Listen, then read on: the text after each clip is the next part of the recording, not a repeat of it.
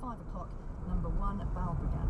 Thanks very much, Alison. Next week, Sir David Attenborough's back on television. On BBC One. There's a story that unites each of us with every animal on the planet. It's the story of the greatest of all adventures, the journey through life. They will fight battles. They will be strong, cunning, and ingenious, and will do whatever it takes to win a mate. Life Story with Sir David Attenborough. Many lives, one epic journey. Starts next Thursday night at 9 o'clock on BBC One and BBC One HD. The time is now 6:30. You're listening to Today on BBC Radio 4 with James Naughty and Michelle Hussein and Chris Aldridge with a summary of the news. The Secretary-General of the United Nations, Ban Ki-moon, has said that too many countries which could provide financial support to tackle Ebola aren't doing enough. The $1 billion fund he set up to fight the epidemic has received just $100,000. President Obama and David Cameron have also called on more countries to contribute resources to West Africa, where Ebola has killed almost 4,500 people. The Royal Navy medical ship RFA Argus will leave Britain for Sierra Leone today to assist in the effort to control Ebola. The ship has a fully functioning hospital on board and will carry 3 Merlin helicopters and a crew of around 350, including 80 medics and 80 Royal Marines. It's due to arrive in West Africa next month. The police commissioner who takes the lead on counter-terrorism in Britain says his officers are stretched, struggling with an exceptionally high number of investigations. Assistant Commissioner Mark Rowley has said that several plots are being foiled each year, with 218 terrorism-related arrests made so far in 2014. Conflicts in Syria and other countries have contributed to what Mr Rowley called Islamist-related plots. Foreign Secretary Philip Hammond has raised the possibility of using the law on treason for the first time since 1946 in order to prosecute British jihadists. He said anyone who swore allegiance to the extremist group Islamic State could potentially have committed the offence. Some of the tents and barricades that were put up by pro-democracy protesters in Hong Kong have been cleared by the police. Demonstrations against Beijing's say on elections in the territory have brought parts of Hong Kong to a standstill. There's been little resistance to the clearance. The public spending watchdog, the National Audit Office, has said that in the last financial year, overpayment of housing benefit rose to almost £1.5 billion because of fraud and error. The government insists that overall losses in the benefit system due to these problems are falling. Thank you. The time is 28 minutes to 7. The Royal Navy medical ship, the RFA Argus, sets off today carrying military personnel to Sierra Leone, all part of the UK's response to the Ebola crisis. It won't arrive in Freetown until the end of the month. Some charities say the global response to Ebola has been slow and inadequate. Dr. Uni Krishnan is the head of disaster response at Plan International. More needs to be done. That's what the rich nations and the growing economies must be putting more resources right now, because time is the essence of the response. And today, with every 3 weeks, cases are doubling. And throughout the outbreak, the disease or Ebola has been one step ahead of the response. Well, our reporter David George is in Falmouth, from where the RFA Argus will depart. David, what do we know of what is on board and how the ship is equipped? Well, we've had a tour of the ship a couple of days ago, and I can tell you what's on the flight deck at the moment are 2 landing craft and a number of what they call assault craft, which will be operated by Royal Commandos. Joining the ship later as she steams south from Falmouth towards initially Gibraltar, she'll be joined by 3 Merlin helicopters from the nearby Culdrose Royal Naval Air Station here in Cornwall. The aim of all this kit is to help carry materials to build medical units, and then to keep those medical units resupplied and operated by local people, local doctors and nurses in Sierra Leone. There's also a hospital on board, isn't there? Yeah, it's a remarkable hospital facility, 120 beds. It includes an intensive care unit, an operating theatre. They even have a CAT scanner, one of those large donut-shaped devices. But none of that is going to be used to treat Ebola patients. The 80 medics which will come with that hospital unit are here, we're told, simply to take care of the 750 UK personnel that will be on this mission. So they've been very clear that no Ebola patients will be brought aboard this ship. If any of the ship's company or other personnel look like having signs of the disease, they'll be taken ashore. David, George, thank you very much. It's now 25 to 7, and as we've been hearing, the police say that more than 200 arrests related to terrorism have been made already this year across England, Wales and Scotland. It's a heavy load, they say. Our Home Affairs correspondent is Danny Shaw. It's interesting that they're coming out with these figures, Danny. I suppose it's a way of saying, look, we've got a tough job on our hands and we don't mind admitting it. Yes, this is from Assistant Commissioner Mark Rowley, who has national responsibility for counter-terrorism across England, Wales and Scotland. And I think what he's trying to do is set out the scale of the counter-terrorism effort this year. 218 arrests, several plots foiled, he says, and 1,000 pieces of extremist material removed from the internet each week. So he's trying to set out the scale of it, and I think it's also an attempt to appeal to families who may be worried that their loved ones are about to go to Syria or Iraq or are there already, to come forward, because dozens of families, the Metropolitan Police tell us, have come forward to the police with their concerns. 66 people who are missing have been reported so far. And I suppose that's quite a difficult thing for the police to manage, in the sense that there might be the feeling that if there's a worry about a family member, the minute you go to the police, then you start getting into a terrible torrent of trouble. So in one way, the police have got to be slightly reassuring if they're going to get people to come forward in the first place.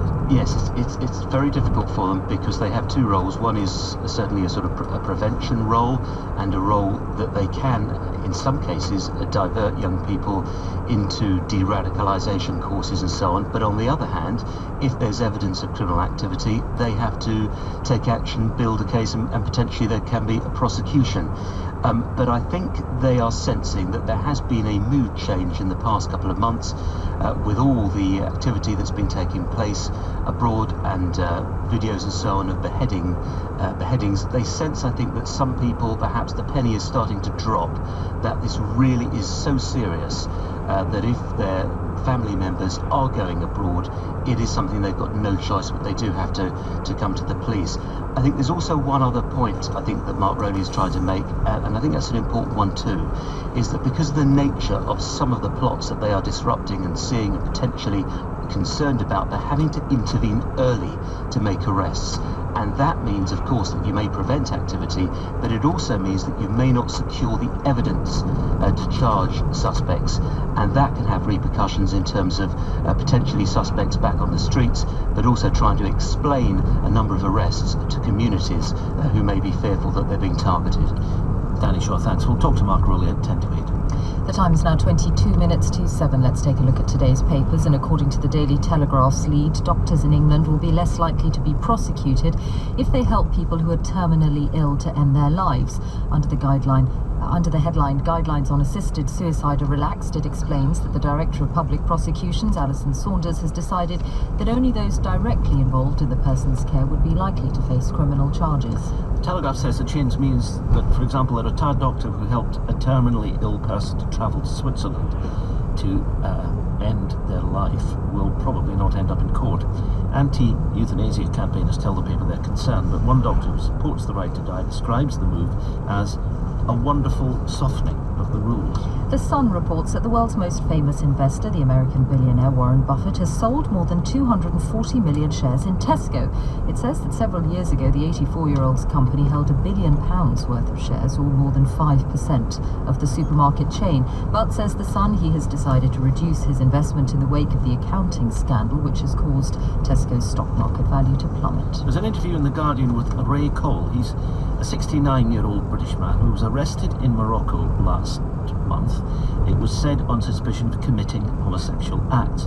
Mr. Cole was visiting a Moroccan student that he befriended online, and he described the conditions in prison that where he was incarcerated as hell on earth, said he feared he would never be released. He alleges he was placed in custody without being charged, and he wasn't in the first instance given access to a lawyer or any consular assistance.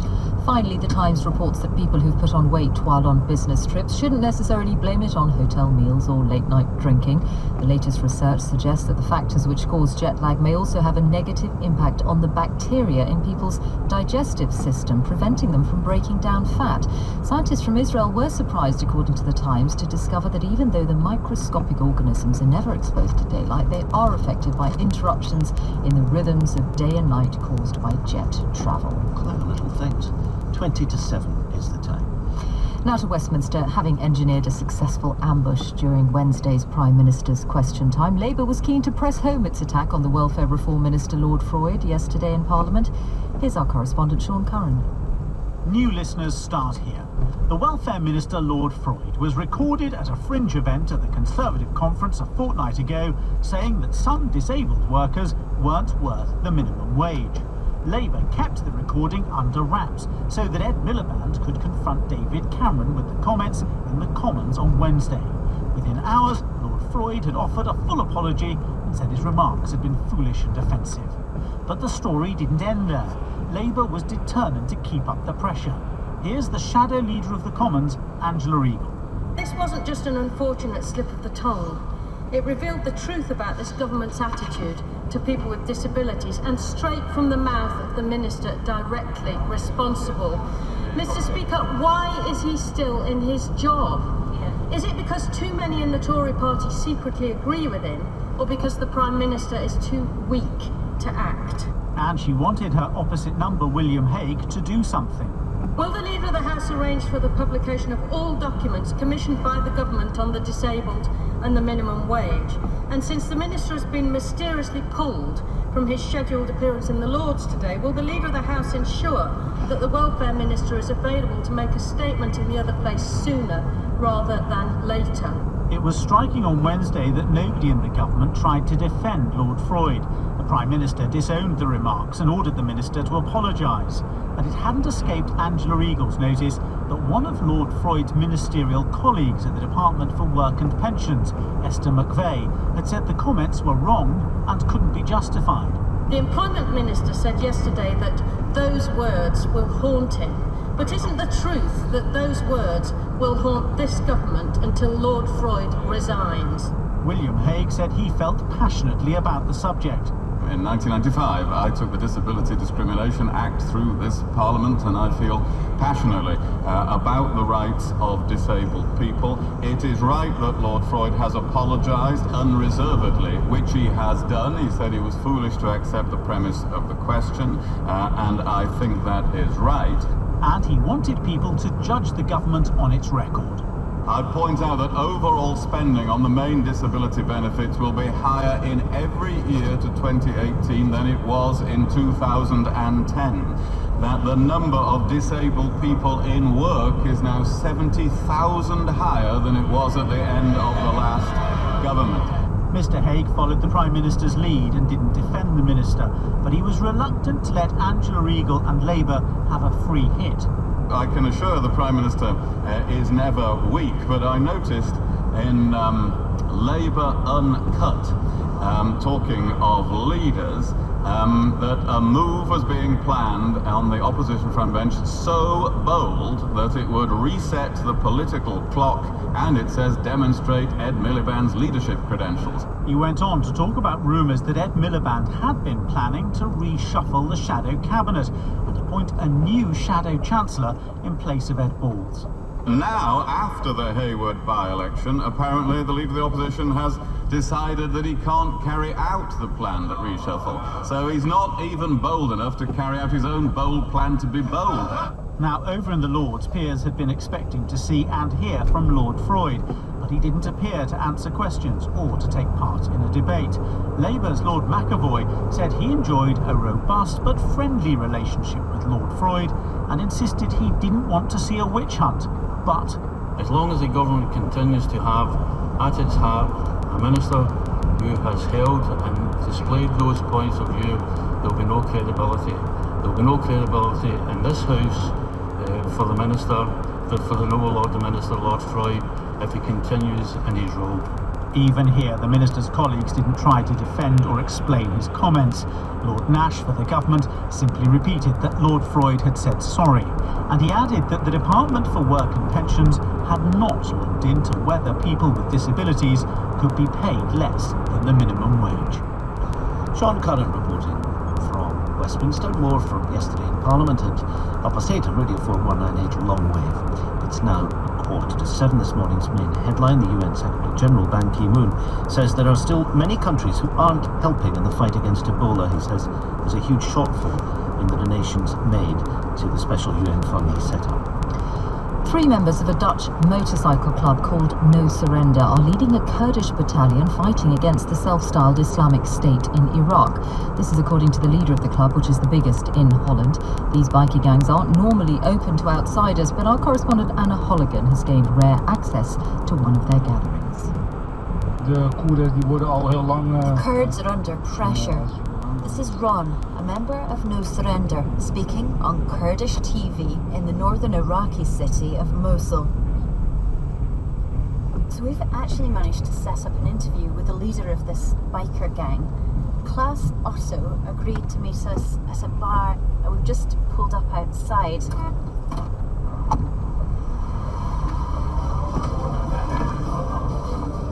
Inside, around 30 bikers are occupying one of the corners. You can just make out their tattooed biceps through the swirling mists of shisha smoke. Many of these men are professional fighters. We've seen a picture of Ron holding the Kalashnikov, sitting next to the Kurdish fighter, wearing his sunglasses with lots of tattoos. You've known these guys for such a long time. What's he actually like? Ron is a very good guy. Don't smoke, don't drink, van recht out. He does the right thing. Yes. And you worry about them while they're Yes, over there? I'm worried, yes. Yes, maybe they come never back. It's possible. Klaus tells us that all 3 bikers are ex-military, 2 Marines and 1 soldier. He says that they went to Iraq because they were horrified by the beheadings.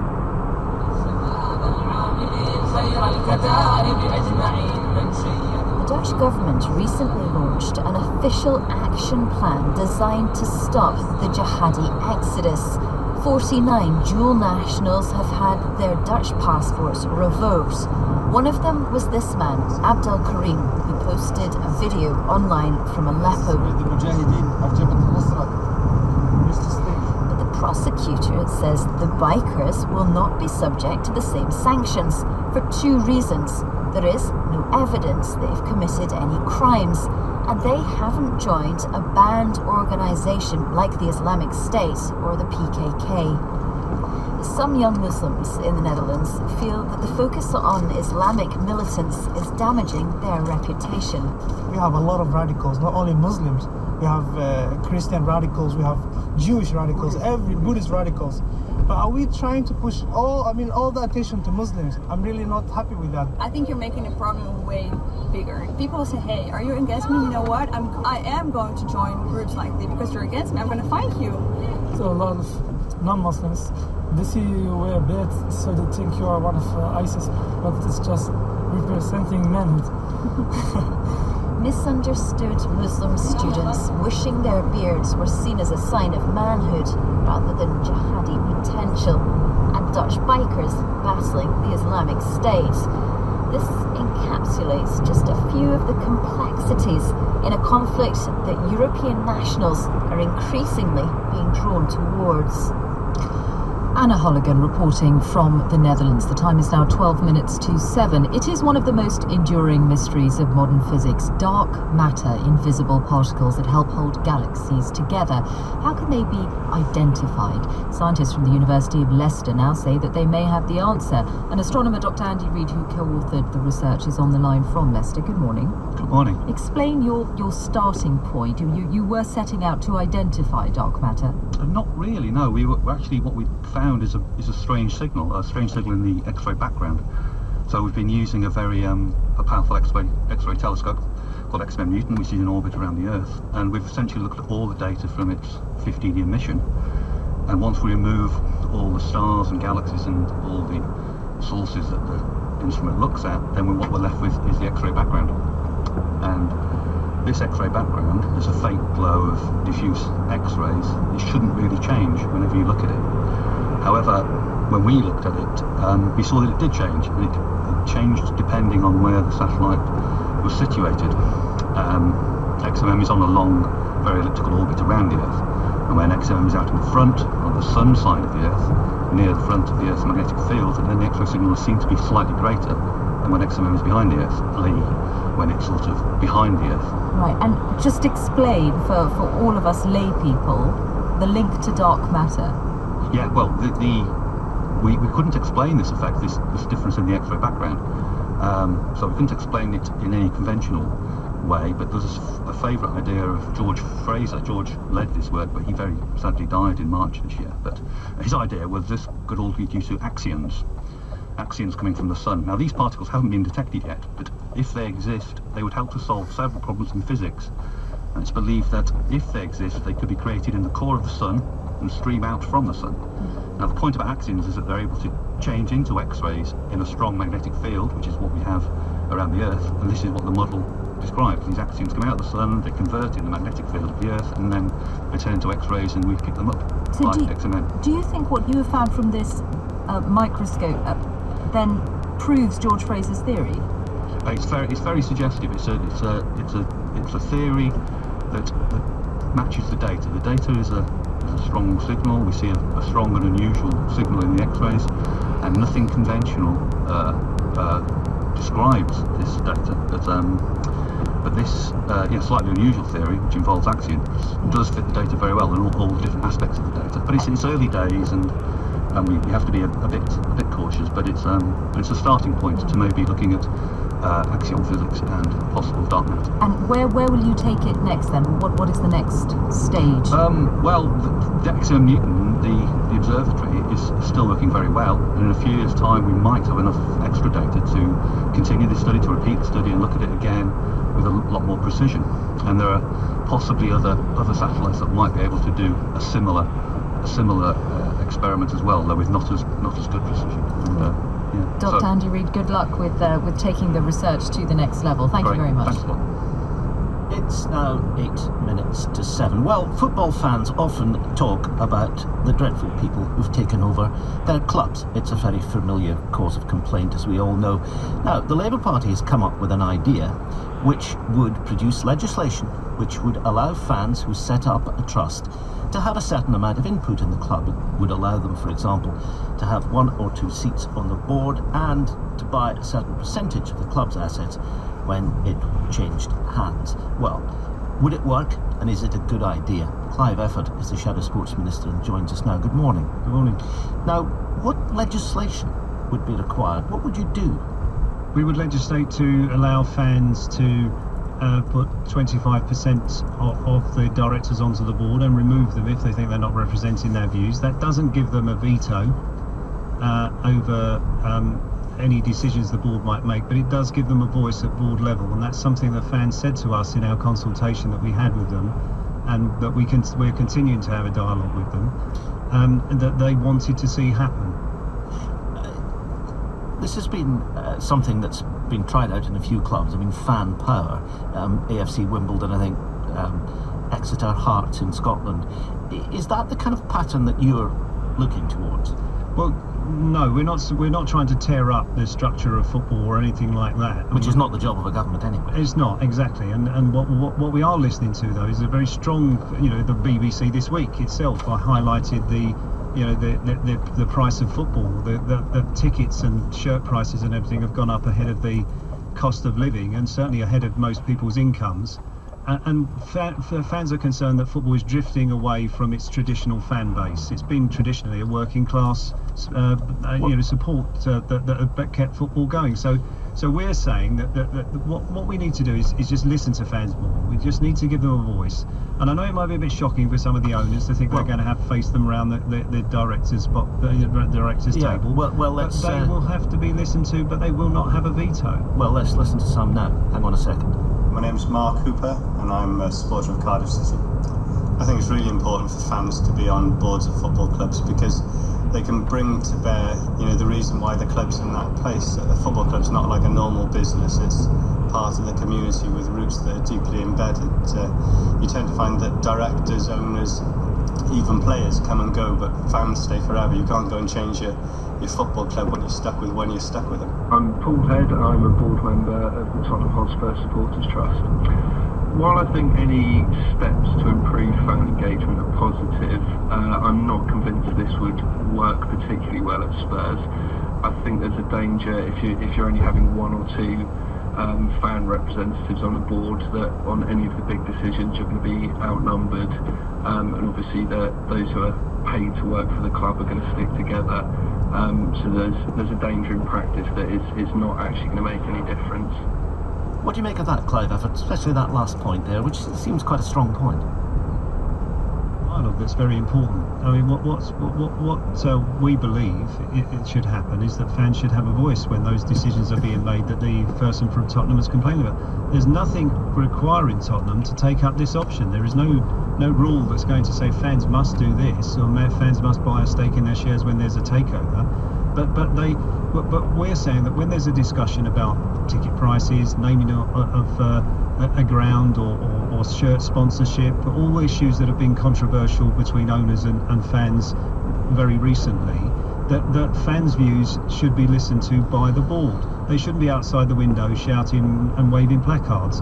And we're asking fans in this process to set up a proper democratic structure, and we'll really consult everyone on this about the detail.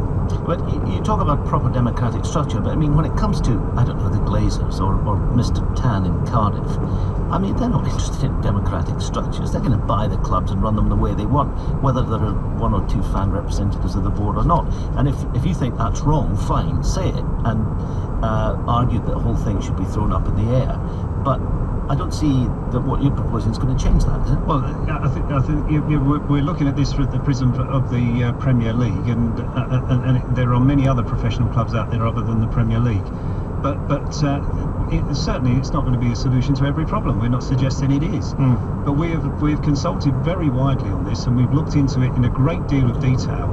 And we have come up with this proposal to say, look, fans need a voice. They've got to be given a voice. They're asking for a voice at board level. And some clubs already have fan representation. I think that when this becomes the norm, that people will actually wonder why we never did it before. We'll discuss it towards the end of the programme. Just one other question to Shadow Sports Minister. Ched Evans, going home from jail today, raped. What do you think should happen or not happen to him? Well, I think that there are many areas of employment where when you've committed a crime like that, you're not allowed to be employed in that form of employment. And I think football is one of them, because I think you are a role model within a community, and I know this is sad for Ched Evans, who's been to prison and paid a price, but I think that in these circumstances, it's not appropriate to have someone with that record in a profession where you're idolised by young people. Clive Everett, Shadow Sports Minister. Thank you. 2 minutes to 8. A quick look at the weather now with Darren again. Thank you very much.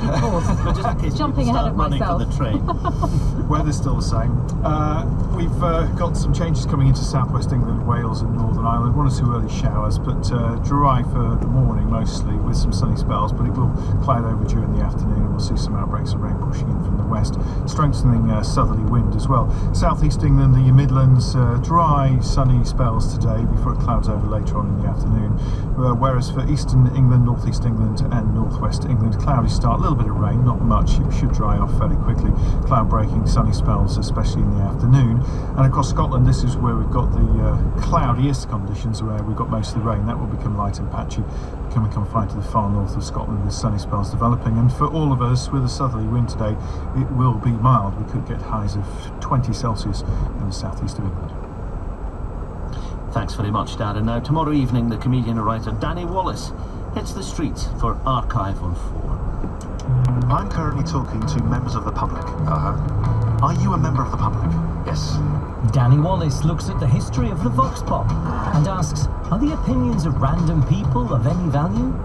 Fortunately, given the job I do and did, I love listening to real people. Speaking as a member of the public. Archive on 4. oh, we've got to get away from some white middle-aged man sitting behind a desk telling us what's going on. Why? If they know what's going on, I'd rather they told us than some idiot out on the street. Tomorrow night at 8 on BBC Radio 4. And coming up in the next hour of the programme, we'll be speaking to one of the survivors of the snowstorm in Nepal, which has claimed the lives of at least 29 mountaineers and guides, and the scientists pioneering a new technique to look into the brains of people in a persistent vegetative state. You're listening to Today on BBC Radio 4 with Michal Hussain and James Doherty.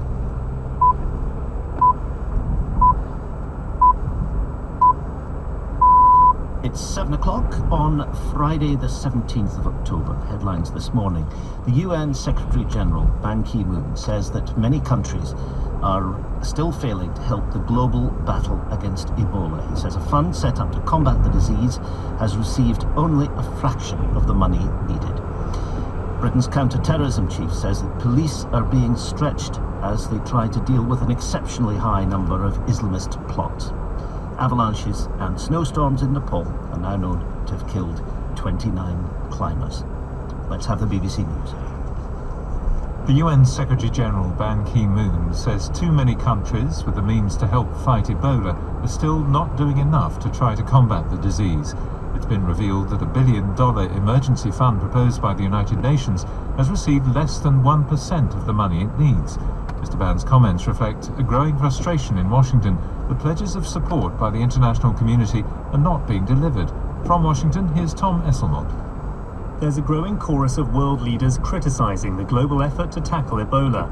President Obama, David Cameron, and the President of the World Bank, Jim Kim, are among those to have urged more countries to contribute resources to tackle the disease at its source. Now, the United Nations Secretary-General Ban Ki-moon has joined them. He said a $1 billion fund he set up to make it easier to tackle the epidemic still only had $100,000 in the bank. He wants to see governments honour their pledges. Now I believe there is time that those other countries who really have capacity, they would provide financial support and other logistical support. This is quite serious. We need urgent global response and support. President Obama has authorized the call-up of reservists from the National Guard. If they're sent to Liberia, Guinea or Sierra Leone, they'll help build hospitals and provide logistical support. But at home, he's considering appointing one person to coordinate his government's response. The president, who has resisted calls to impose an international travel ban, is trying to reassure Americans that Ebola is a disease that is difficult to catch. The former Secretary-General of the United Nations, Kofi Annan, has said he's bitterly disappointed that the international community has not moved faster to deal with the Ebola outbreak. He said he pointed the finger of blame at governments, both in the West and within Africa, who could have done more. Speaking on Newsnight, he accused Western countries of taking their eye off the ball until the problem came to their shores. If the crisis had hit some other region, it probably would have been handled very differently. And in fact, when you look at the evolution of the crisis, the international community really woke up when the disease got to America and Europe. The Royal Navy medical ship RFA Argus will leave Britain for Sierra Leone today to assist in the effort to control Ebola. The ship has a fully functioning hospital on board and will carry 3 Merlin helicopters and a crew of around 350, including 80 medics and 80 Royal Marines. It's due to arrive in West Africa next month. Hopes of a vaccine to stem the current outbreak of Ebola have suffered a setback after the British pharmaceutical company GlaxoSmithKline said a drug it was working on wouldn't be ready in time. GSK is one of several companies trying to fast-track medication to stop the spread of the disease. The World Health Organization's Director of Emergency Response, Rick Brennan, told File on 4 that early intervention is imperative to combat the spread of the virus. We can't depend on the vaccine. We're not waiting around for the development of the vaccine or one of these other experimental therapies being shown to be effective. We can't afford that. We need to be scaling up our treatment, our safe burials, our monitoring at community level, our engagement of communities and so on. You can hear more on File on 4 next Tuesday evening. Britain's counter-terrorism chief says police are stretched, grappling with large numbers of terrorist-related investigations. Assistant Commissioner Mark Rowley says officers are foiling several plots each year. 218 terrorism-related arrests have been made this year by officers in England, Wales and Scotland. Here's our Home Affairs correspondent, Danny Shaw. Scotland Yard says the volume, range and pace of counter-terrorism activity has undergone a step change as conflicts in Syria and other countries have drawn in people from the UK. Assistant Commissioner Mark Rowley says police are stretched, running what he says is an exceptionally high number of investigations into Islamist-related terrorism. According to Mr. Rowley, detectives have foiled a number of different plots, including what he describes as complex conspiracies and spontaneous yet deadly attacks. The Assistant Commissioner says in some cases, police have to take action early, even if that means there won't be a prosecution. We constantly target our resources against the most dangerous individuals, and we're always focused on intervening to protect public safety. Even if that means we have to intervene so early, there's a danger we won't have enough evidence to charge, we have to intervene early to protect people. In the past few months, police say they've been contacted by dozens of families who are worried their loved ones may have gone abroad to take part in fighting. 66 missing people have been reported to police. The Foreign Secretary Philip Hammond has raised the possibility of bringing treason charges against Britons who go to fight for the jihadist organisation Islamic State. He was responding to a Commons question from a Conservative MP. We've seen situations of people declaring that they have sworn personal allegiance to the so-called Islamic State, and that does raise questions about their loyalty and allegiance to this country, and raises, as my honourable friend rightly says, questions about whether offences of treason could have been committed. Police in Hong Kong have moved in to clear barricades erected by pro-democracy protesters in the Mong Kok area of the city. There are no reports of resistance. It follows a similar operation earlier in the week to clear roads and ease traffic congestion. 29 people are now known to have died in the Himalayas in central Nepal after the area was struck by snowstorms and avalanches on Tuesday. More than 200 trekkers, most of them foreign, have been rescued. But the authorities say many others remain unaccounted for. Andrew North reports from Kathmandu.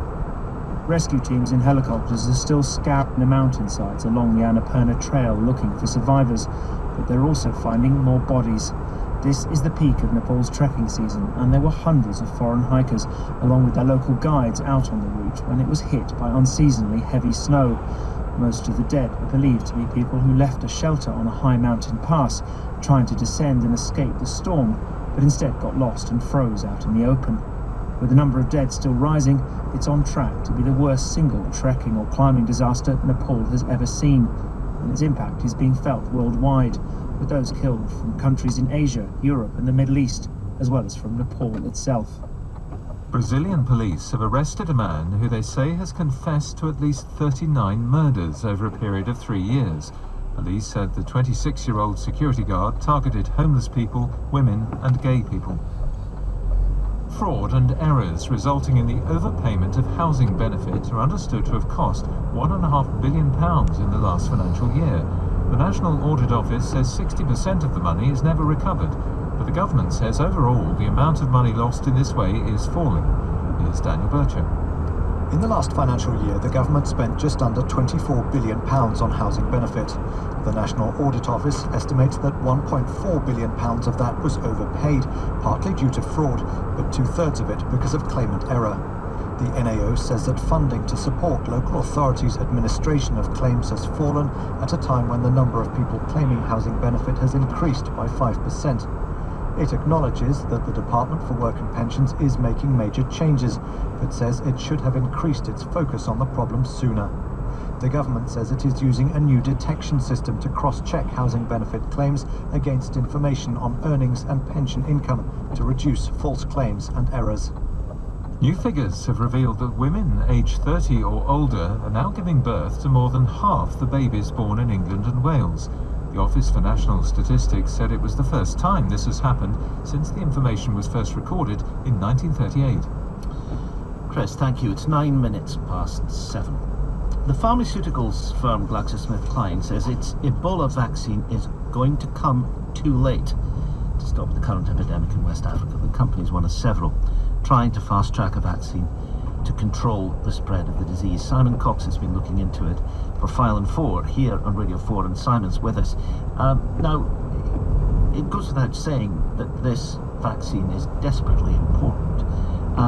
What's the prize? Well, the prize is to try and stop the spread of it. We're hearing every day it's not under control, dire warnings. Obviously hearing today not enough international help getting out there, and maybe the vaccine is the answer, because if you can stop people becoming infected in the first place, then that might be the magic bullet in a sense. And one of those people who believes this is Professor Peter Piot. We've heard an awful lot from him, of course. He's the director of the London School of Tropical Medicine. More importantly, he discovered Ebola back in 1976. He said with the spread of it now being across so many different districts and countries, that it needs a vaccine to bring it under control. My big concern is that the epidemic will last a very long time. There will always be some people infected and who infect someone else, and then only a vaccine can stop it. And he's not the only person who believes this. Médecins Sans Frontières, the medical charity, of course, who've been leading the fight on the ground, also say that a vaccine at this stage is the only way to control it. But GlaxoSmithKline saying that they can't do it in time. No, as you mentioned, they're one of several firms who are working on this. Started human trials a couple of weeks ago. They're actually trying to condense what would normally take up to 10 years into just 12 months.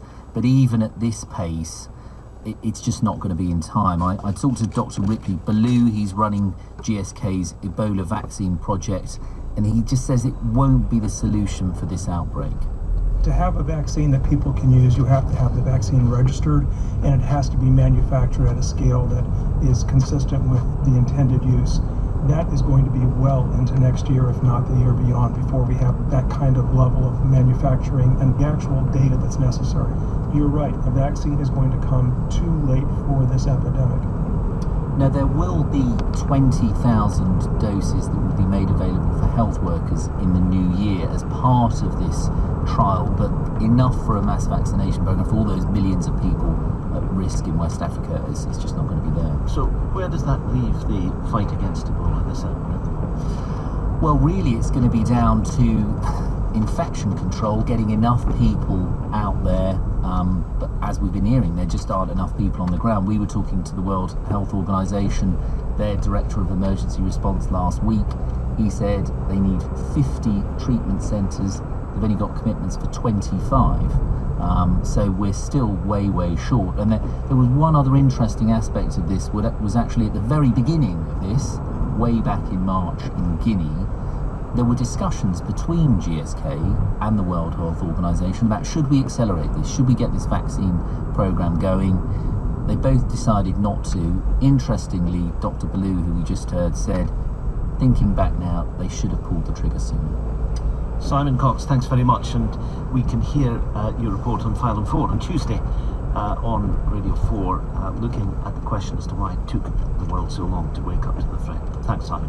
And we'll be talking to the International Development Secretary, Justine Greening, after the news at 8 o'clock about Britain's response to the Ebola crisis. The time is now 12 minutes past 7. A search and rescue operation is resuming in the Annapurna region of Nepal this morning after one of the country's worst mountaineering disasters, the extent of which is now becoming clear. At least 29 trekkers, guides and porters were killed when snowstorms suddenly set in. Accounts for emerging from the survivors of ill-equipped groups struggling down from high altitudes. Paul Sheridan, a police officer from Doncaster, is one of those survivors and told us what happened. Somebody shouted, and I believe it was one of the guys, move forwards, move forwards. But as we moved forwards, the conditions worsened. We sort of became involved in like white out conditions where the ground became the same colour as the sky, and it was difficult to see which way was up and which way was down. This queue became larger and larger and slower.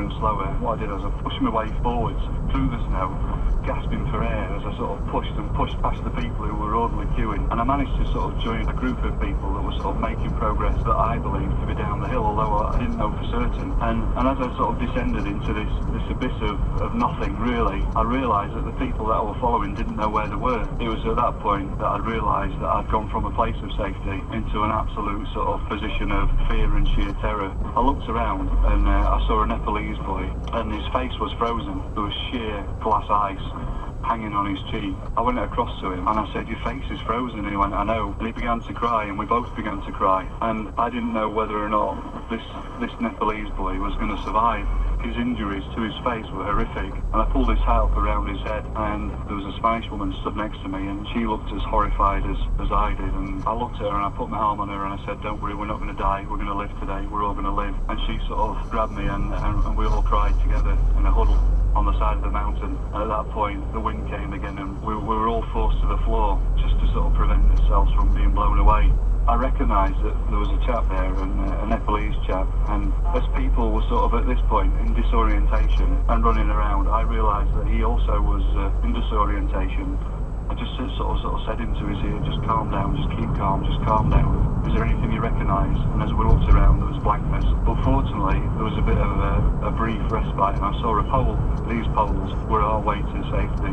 So what I did was I worked with the guys, and we worked together, and I led the way to the pole. And I said to the people that I was with, "Make sure that you can always see the person in front of the person behind, and if you can't, somehow make somebody aware, make as many people as aware as you can." And we picked his way down for 2 hours through this maze of poles that sometimes we couldn't see for minutes on end, but it seemed to bring some sort of calmness and order to the affairs. And my experience of walking in the hills had sort of not only saved my life, but at least 10 other people who I thought were with me. But as we dropped and as we went further down, I realised that it weren't just 10 people, there was probably 150 people. And because of the density and the intensity of the wind and the weather and the fog, I had not realised how many people had been attached to this particular group. I just stopped and I looked and I cried. It was around that time as well I heard the rumble of an avalanche, and I heard the large thunder and roar of snow falling. And I just know, due to the numbers of people, there were going to be fatalities, and it was horrific.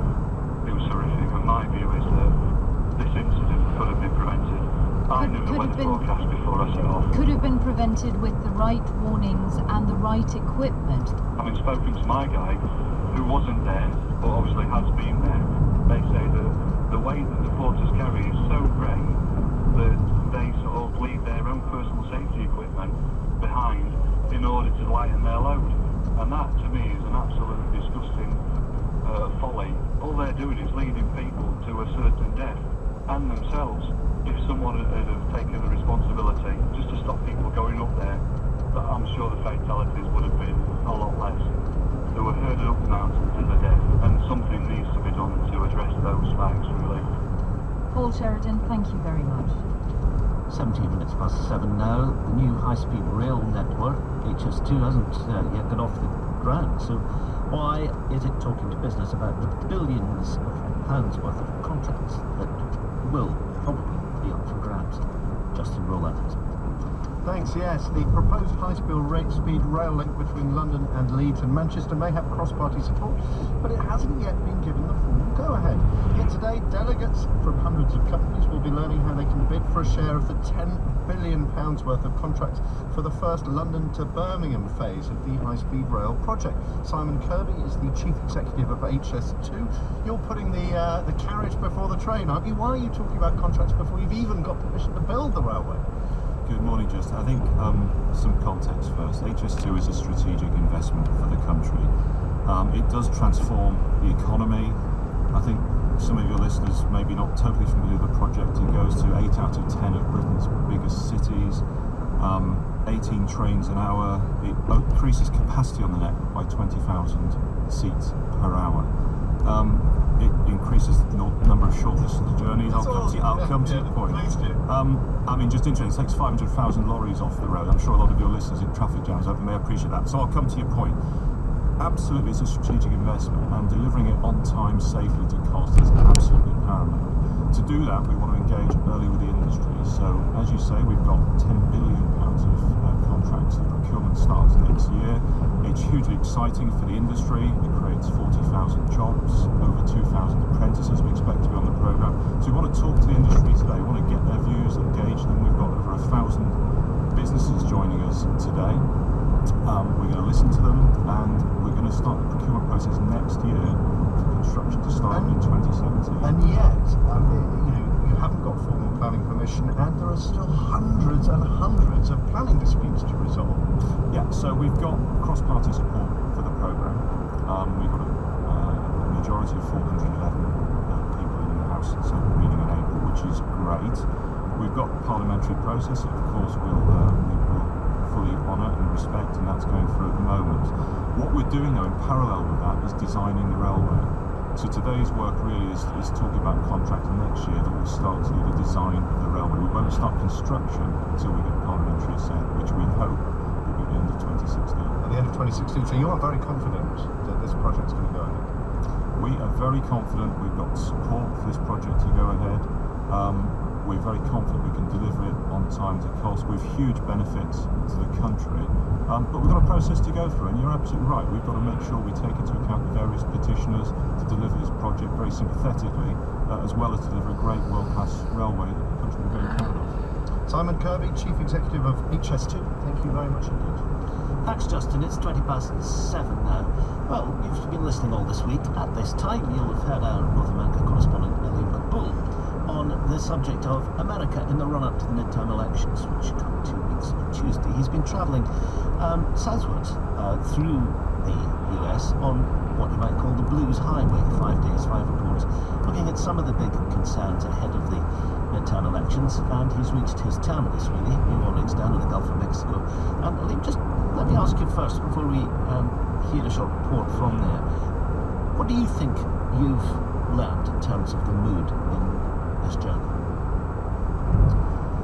Well, there is a great deal of apathy actually towards these midterm elections, and that's very dangerous for the Democrats, and that's part of the reason we're here in Louisiana. Louisiana is one of the states we're going to be keeping a very close eye on election night on the 4th of November. It's one of a handful of marginal Senate seats that Democrats desperately need to hold if they're to stop Republicans controlling both houses of Congress, which really is a possibility. We've been looking at some of those big issues this week along this blues route, but also looking at how it's being reflected in the music of the day. When you think New Orleans, which is where we are now, you can't really look past jazz. And we were just earlier today lucky enough to talk politics with the brilliant Grammy Award-winning jazz trumpeter Irvin Milford.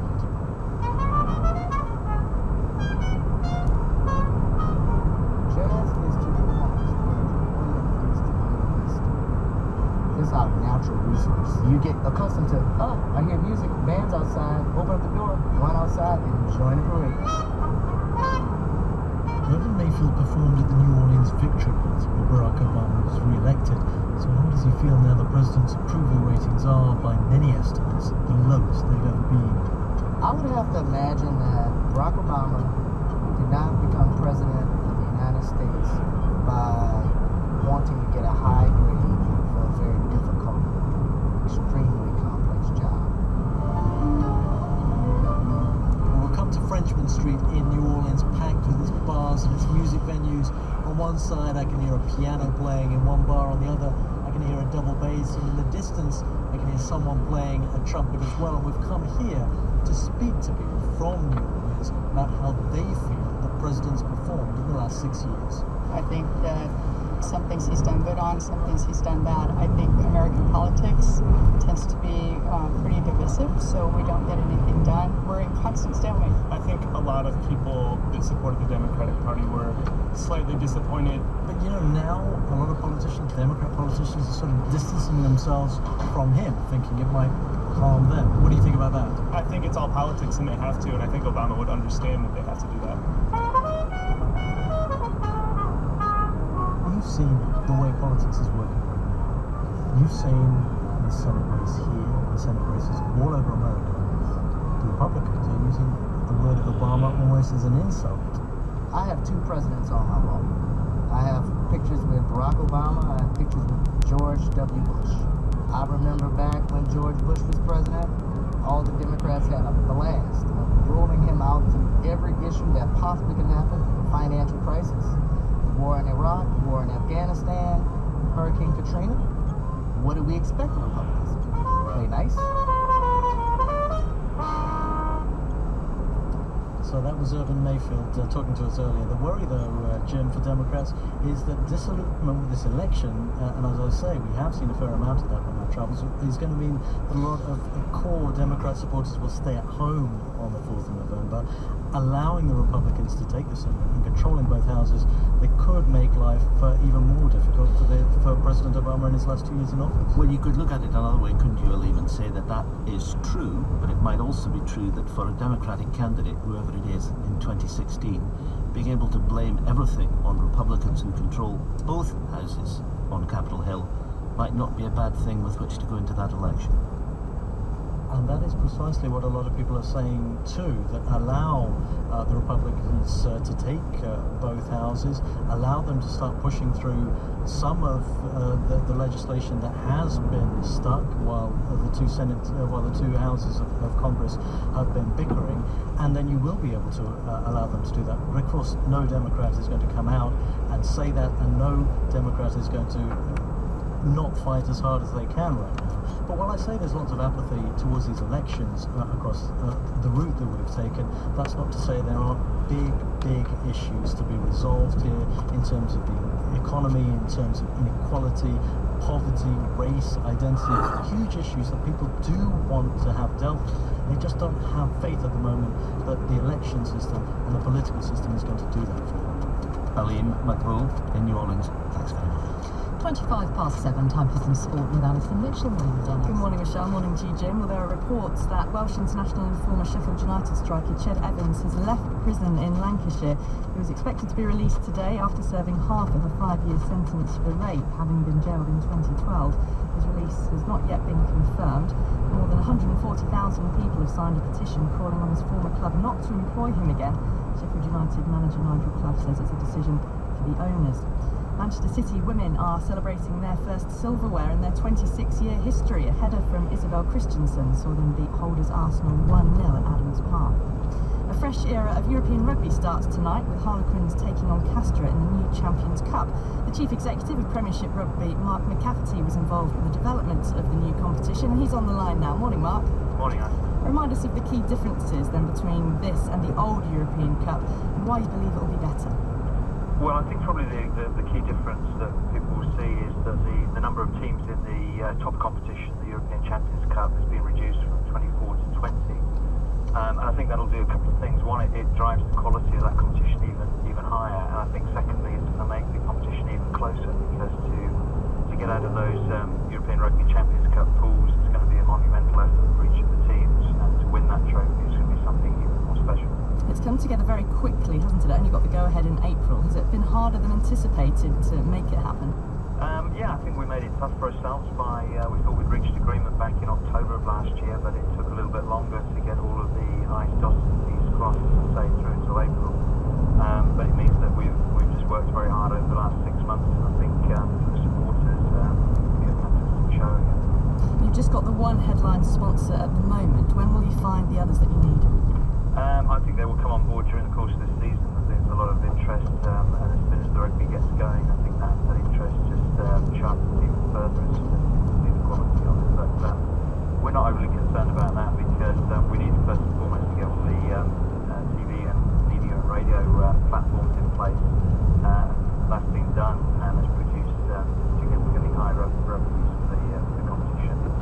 And off the back of that, then a little bit more straightforward to bring the remaining sponsors on board, and we're looking for some really global names to be associated with the competition. You mentioned significantly high income. That's very much for those clubs at the top of the tree, isn't it? Is there a danger that clubs on the lower rungs might get left behind?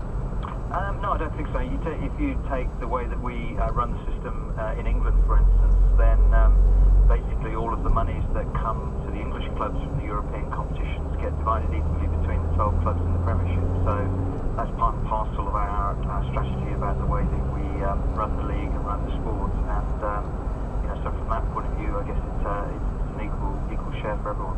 Okay, Mark McCafferty, Chief Executive at Premiership Rugby, thanks for joining us today. The race of the selections, Newmarket, Future Champions Day in the 3:25, number 1, Agnes Stewart, and Cheltenham, 5 o'clock, number 1, Balbriggan. Thank you very much, Alison. Now it's Friday. Any questions will be on the air tonight, and Jonathan Dimbleby is on the line now to tell us about it. Good morning, Jonathan. Good Morning, Michelle. Jim, in about 12 hours' time, indeed, I'll be in an old coaching inn. Lord Heseltine, Chuka Umunna, Francis O'Grady, General Secretary of the TUC, and the columnist James Dellingpole. Much for them to debate. David Cameron is having one last go as he pushes on Europe and immigration. What does he mean? Where will it lead? More people are in work, but wages are still falling behind inflation. Can that circle be squared? Disabled workers and the minimum wage. A minister misspeaks. English votes for English laws. Decision day is due very soon. And the Greens are challenging the broadcasters to include them in the TV election debates as well as UKIP. Fair point? And the coaching inn? It's in Oxfordshire, where we'll be the guests of the Tame Festival of Arts and Literature. Hope you can join us at 8 o'clock.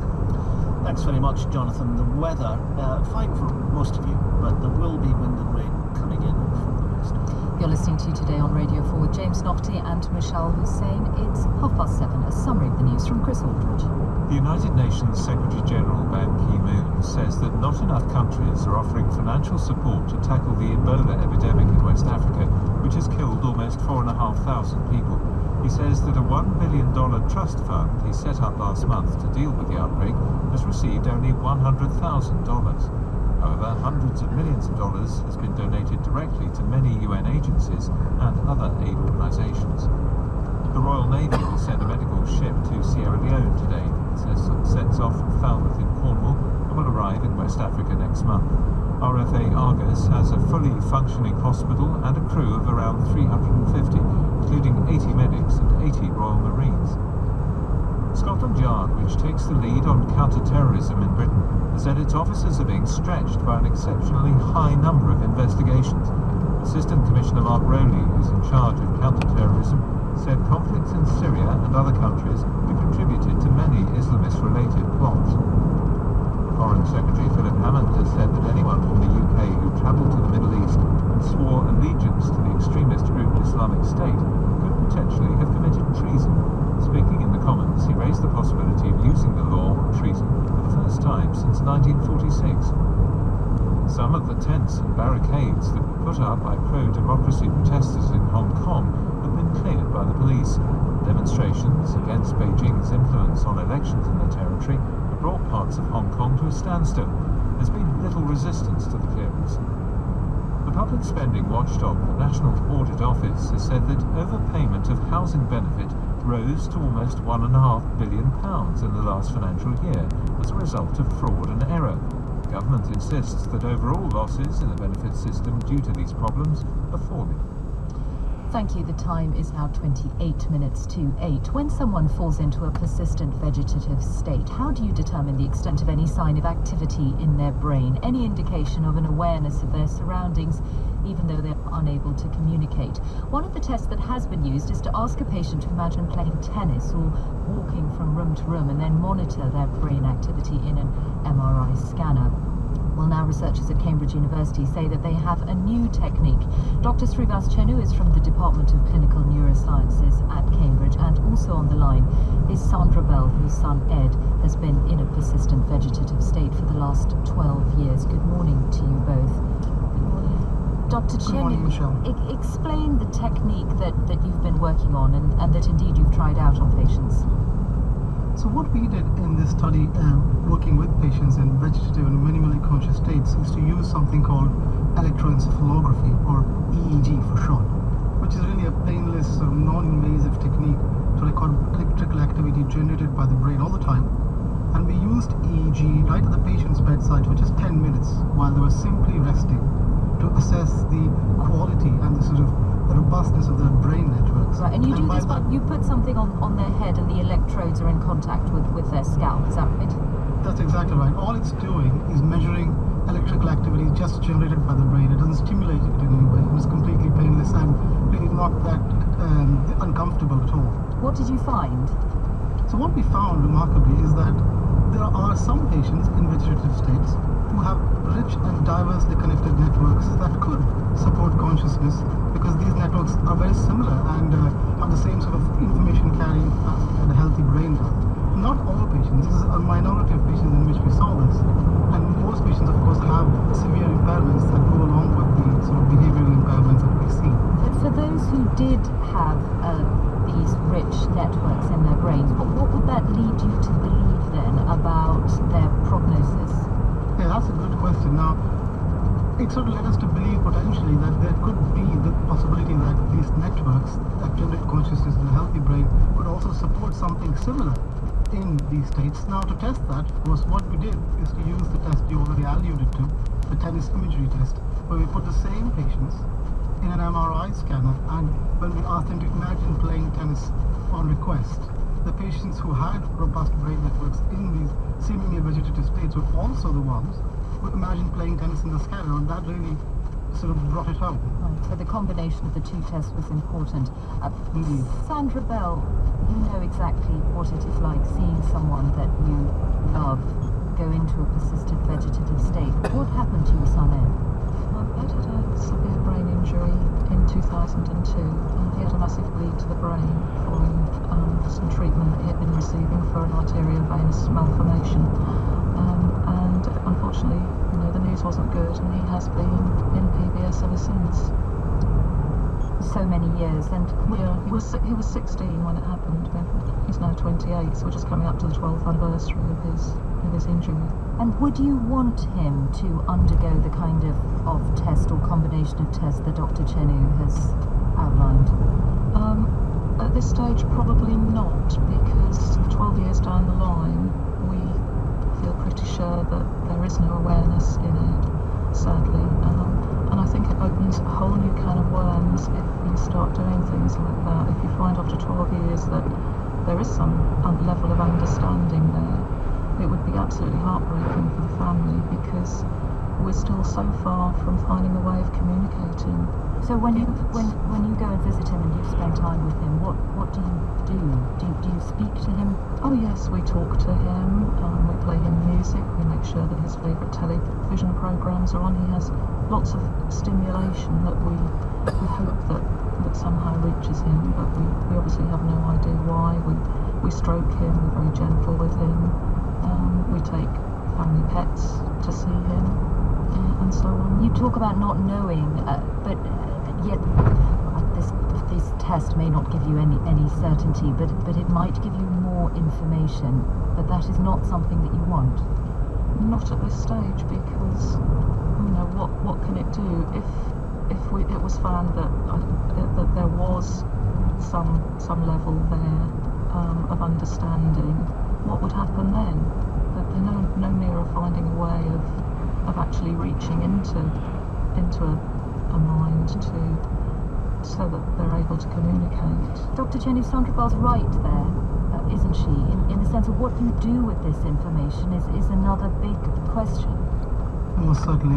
I am hugely sort of impressed and humbled by the amazing strength I see in the family members I regularly interact with when we do our studies and our tests, and they volunteer. And it's hugely and extremely difficult circumstances to be in, and of course in each case the question of the information we give them, how that needs to be taken on board, is something we have to evaluate very carefully. And in some cases it can be distressing, and hence we are sort of always sort of behoved to make sure that the information we provide is taken on board appropriately with the right sort of riders and sort of statistical bounds.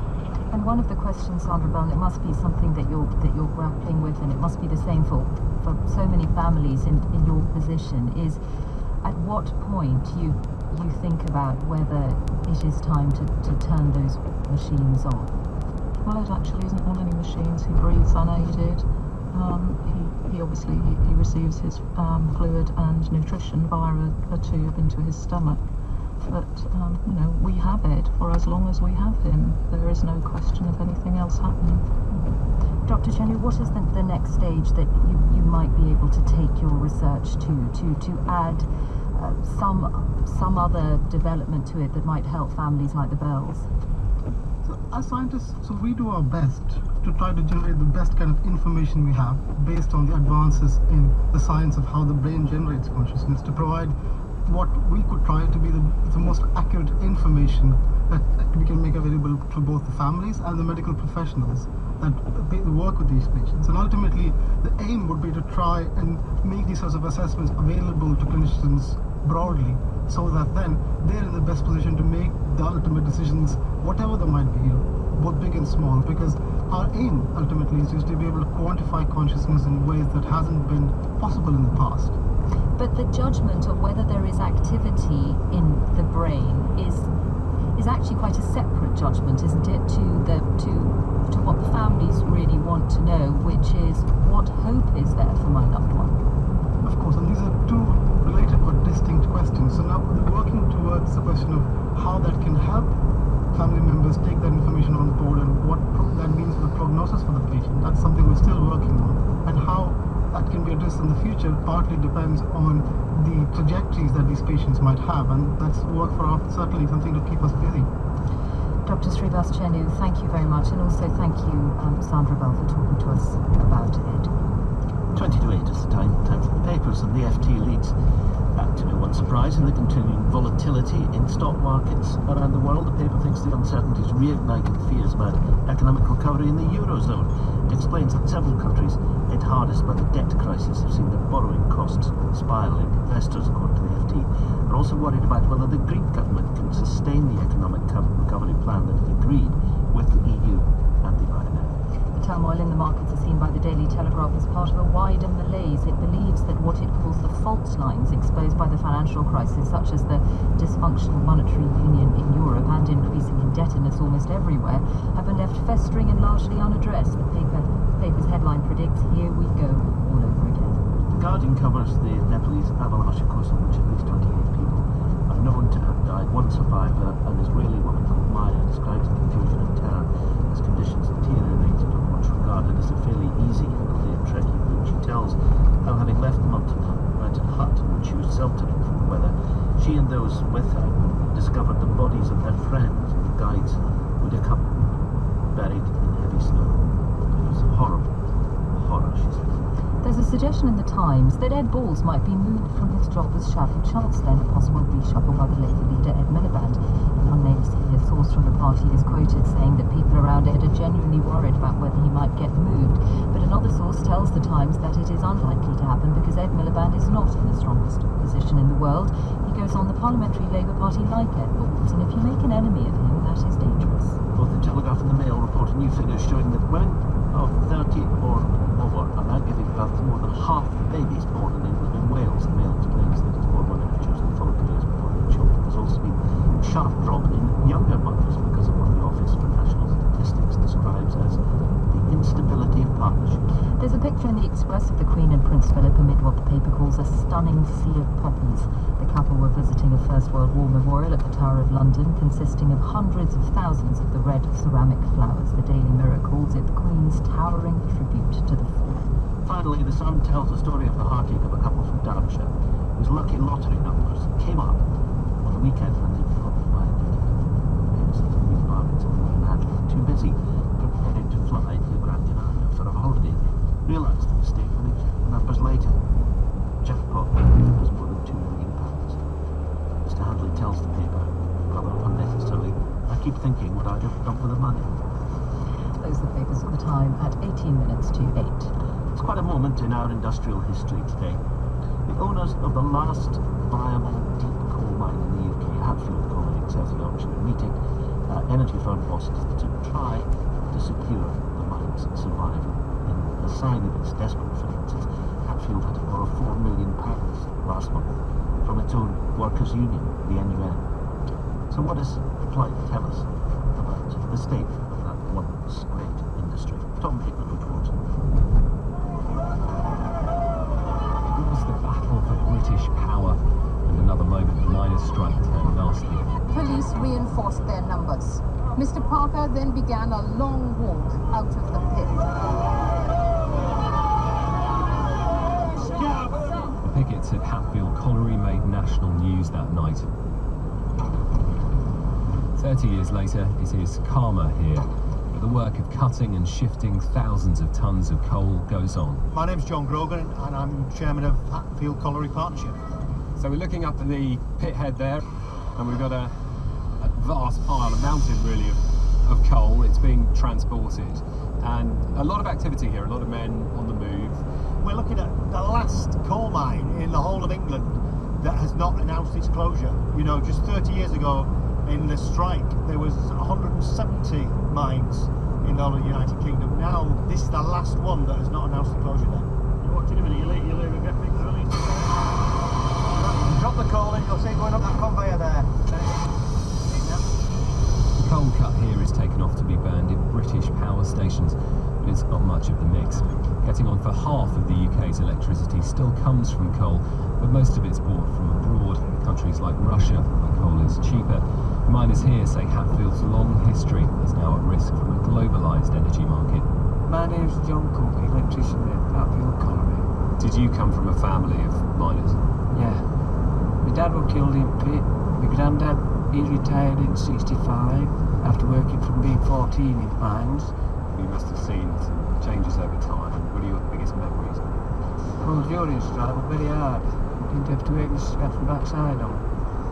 And no money coming in whatsoever. I think the industry is declining rapidly. Pre-1971, this country was self-sufficient in coal gas. We didn't import any whatsoever. And now this country is being held to ransom by East European countries. We're having to buy that, or if you bubbles or whatever, we're going to take tap off on you. Now they're talking about fracking. Why don't they expand what we've got left?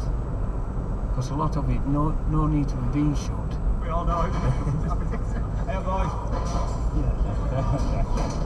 In the lamp room, we chatted about an unprecedented move in British industrial history, a £4 million bailout from these miners' own union to keep their employee-owned business running. But this mine needs even more than that, a guarantee from the power firms that they will buy Hatfield coal. It really is an irony that at the time that Britain is going to invest a lot of money in a clean coal power station just a few miles down the road at Drax, that we could be burning Colombian and Russian coal in there and no British. I think we can get it up the political agenda. We're sitting here in Ed Miliband's constituency. We're inviting all the political parties down here. What's Ed Miliband saying next? I thought he wanted cheaper energy bills. Well, he wants cheaper energy bills, but he also wants social responsibility, and so he's coming down. This coal is more expensive. It is more expensive, but it would, you know, coal prices are going to rise, and all analysts say that. It's not going to affect the electricity bills really very much. The big power stations could buy our coal as a hedge. They could feel better about themselves because they were buying coal where there was no blood on it. The energy companies didn't want to talk about any deal before their meeting here. A lot will depend on it. After its proud part in powering Britain's industrial past, Hatfield could become the very last on the long list of former British coal mines. My name's Carl. I work underground on ventilation stuff. Have you been in the industry all your life? I've been in the industry since I left school at 16 years old. Whereabouts did you start? Cornwood. And then when that shop got transferred to Malby, and then I went to Araf contracting, then I went to Rosington, and then when that shop came here. I think most of the country's forgotten about coal mining. You talk to people out in the region these days, and as far as they're concerned, all pits are closed. When you say I'm a coal miner, they're very surprised. They don't think there's any left. It's just gone. I would say for anybody who's not related to anybody who works in pits, coal mining's a thing of the past. That report was from Tom Bateman at the Hatfield Colliery in South Yorkshire. The time is now 13 minutes to 8. Time for Thoughts of the Day. And the speaker in our studio this morning is Bishop Richard Harris. Good morning, Bishop. Good morning. It seems to have been a week for apologies and regrets. Lord Freud offered an unreserved apology for an earlier comment that people with mental disabilities could be paid as little as £2 an hour. I was foolish to accept the premise of the question, he said. All disabled people should be paid at least the minimum wage without exception. Bono, when publicly accused of being rude because of his marketing stunt with Apple of downloading his new album onto millions of iTunes accounts, whether they wanted or not, responded, "Oops, I'm sorry about that." Most powerful of all, Bob Geldof blamed himself for the death of his daughter Peaches, who died of a heroin overdose. "You're a father who's responsible and clearly failed," he said. We all know that sorry is the most difficult of all words to say, and in recent years there's been a great reluctance in public life, especially in the financial sector, for people to take this personal responsibility for mistakes and misjudgment. So the public expressions of contrition this week are refreshingly different. They do raise some very, very difficult questions. I was once rather clumsy getting a case out of the rack on a bus, and it fell on a lady in the seat below. I apologised profusely, of course, but the husband was understandably furious, talked about possible injuries, a ruined holiday and so on. I felt very bad about it. So I was much relieved a few days later when I inquired and found that all was well and they were thinking no more about it. But what if there had been some serious injury? Would an apology have been enough? So it is that in the Pistorius case in South Africa, now awaiting sentencing, despite the fact that he was found not guilty of murder and has expressed sorrow for what he did, there is an understandable feeling by some people that he was responsible for something terrible and he should pay for it, at least by going to prison. The Christian faith gets to the very heart of these serious issues and holds up the astounding hope of an ultimate forgiveness, reconciliation and redemption between human beings, one that's grounded in God's acceptance of us through that suffering figure on the cross. But for someone like Bob Geldof, who says that he goes over and over and over it again in his mind, I recognise that there's no easy consolation, there's pain to be lived with. Nevertheless, sometimes there are things we can do to ease the pain of others. We can accept one another. We can be alongside someone even if they're finding it almost impossible to live with themselves. We can try to accept them even if we feel that they've done us some personal harm. It isn't overlooking or forgetting, but it is trying to maintain some kind of positive relationship. What do you say? Richard Harris with his thought for the day. Attend to it. The number of terrorism-related arrests has jumped this year, apparently as a result of the fighting in Syria and Iraq. 218 arrests so far in England, Wales and Scotland, according to the Metropolitan Police, against the backdrop of the debate and the radicalisation of young people in this country. The figures are said by the police to be evidence of the huge volume of work that they face in trying to track those who could be going to the Middle East and who have returned. Mark Rowley is Assistant Commissioner at the Met and has got responsibility across the country for counter-terrorism. Good morning. Good morning, Jack. Why have you decided to release this figure and comment on it in this way? It's quite unusual. It is unusual. I think the sort of, if you look back over the last 30 years and different terrorist threats we've faced, it's been a very sort of gentle public debate where we haven't stepped forward and said very much in the past. It hasn't been seen as necessary. We've made very occasional, almost coded statements. But this sort of the ISIS threat and the challenges we're facing are very substantial. But people are seeing it in the media every day because of the awfulness of what's going on in Syria and Iraq. And we've even had sort of terrorists interviewed live from the battlefield on BBC radio. It's extraordinary times, and so I feel the need for us to step forward, explain the challenges we face, sort of put some colour behind the scale of the threat, which was raised by the sort of independent assessors 6 weeks ago, and also sort of try and explain to the public how they can help us. Well, it's interesting. We'll come to the second part of that in a minute. Okay. 218. We're talking here about cases, all of which are connected with the conflict in Syria and Iraq. The majority, but not all. So there are terrorist theatres, sort of problems around the world. There are. Look at East Africa's got problems, for example. There's still issues around, obviously, the sort of Afghan, sort of Pakistan areas. So at the moment, people can see that what's dominating it is the Syria issue.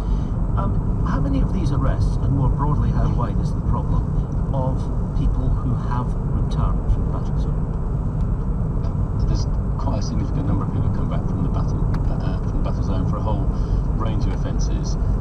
16 of them are people who have charges in relation to sort of serious offences, terrorism committed overseas, say in the battle zone. But the others who've come back who we haven't been able to prove that, but we've maybe been able to prosecute them for other types of offences. It might be immigration offences, it might be disrupting them with fraud or money laundering offences. But in terms of 16 charged with really serious terrorist offences overseas, they're back in this country and we're disrupting them by taking them on in that way. How difficult is it to pursue these cases, to find people who may be planning to do something illegal on having returned from there? It's very difficult. The modern world on the one hand is full of electronics which presents intelligence opportunities. On the other hand, the FBI chief's been saying recently our coverage is degrading, and that makes that challenging. But we have a range. We have, say, we're disrupting now sort of several plots in a year. So a lot of these arrests are disruptive Achilles heel type approaches, but some of these are about disrupting several plots a year. But those range from complex plots orchestrated from overseas all the way through to lone individuals inspired by what they see who want to go out and do something very low tech but still very awful. Can you give us an idea of how many serious plots against public safety have been disrupted in the last year? So when I say sort of several, so we don't want to give exact numbers, it's quite difficult. So several plots that have that range, they're all threats to public safety in this country, several plots that have that range from individuals inspired by what they see through to sort of complex and sophisticated approaches. As far as the appeal to families who may have family members who are being radicalised or who've decided to go out there, what's the message? Because of course, if you're saying on the one hand, look, we're arresting people who are interrupting all these activities, it probably makes some families a little fearful. They fear that they've got somebody who's in that category. In some ways, you've got to try to reassure them to come forward at the same time as you're saying, look, we're on the case here. That's exactly right. But I think there's a instinctive understanding that the British Police Service has a great tradition. We have always worked at the boundary of enforcement and prevention across all sorts of problems, and it's no different here. We have seen this year dozens of families come forward and report to us concerns about their loved ones, so say 20-year-old son or something like that. When they come forward earlier, we're able to intervene in a way where we can help them refer to preventative agencies and sort of rescue a situation that's escalating. Sometimes, frankly, they come to us and they realise their 20-year-old son they haven't seen for a few days has gone and now realises in Syria. Frankly, that's going to be hard for us to rescue. They know we're going to do some enforcement because we know for evidence of what we've been planning, but they're also worried maybe about their younger siblings, their younger son and daughter, and so that family accepts that we're going to be doing some enforcement activity trying to find out what the son's been planning, but also we can help them in terms of their younger children, referring them to our agencies. And so there is that tension, but we're seeing, say, dozens of families coming forward and we're keen to help them that way. Well, that's interesting. You say dozens. Is there an increasing number of people who are willing to come to the police or through intermediaries and say, look, we're worried? That very significantly in recent months. I think if you go back to over a year, then what was going on in Syria, people were still grappling with was it sort of legitimate civil war or what was going on. I think as everyone realises now, the violence and it is just so awful and so medieval in its nature. Nobody wants anyone to take part in that. So I think it makes it easy for community leaders, for family members to step forward and say, this may lead to enforcement activity against my son, but I've got to report it. I just want to raise one more point, and it's on a different subject, but it's an important one. It's getting a lot of attention at the moment for obvious reasons. It's the question of the use of the Regulation of Investigatory Powers Act. Sounds very RAM, REPA. But there have been a couple of cases recently where journalists' records, in order to identify sources, have been seized, and the Interception of Communications Commission is launching an inquiry into this. You know, people are concerned about that as a use of a way of getting a breach of privacy. Does it concern you? So I think RIPA has been sometimes poorly presented in the media. RIPA is a series of provisions that's sort of 15 years or so old now, which is about tackling crime. And depending on how intrusive the act that we want to do is, depends on the level of authority. I think everyone would accept that it should be above the law, whether it's any member of the public, whether it's a police officer, whether it's a journalist, we should be able to investigate and pursue any one of those. That's how these powers should be used. So to be going after intrusive surveillance against a journalist, there ought to be good grounds to believe they're involved in criminality. Now, if Parliament wants to decide that there are special issues around journalistic privilege, which means there needs to be more safeguards around that, well, that's something for Parliament to debate. We will keep using the powers to chase down criminals, whether they're ordinary members of the public or journalists. Mark Rowley, Assistant Commissioner of the Met, thanks very much. 2 minutes to 8. Darren Bett with the weather.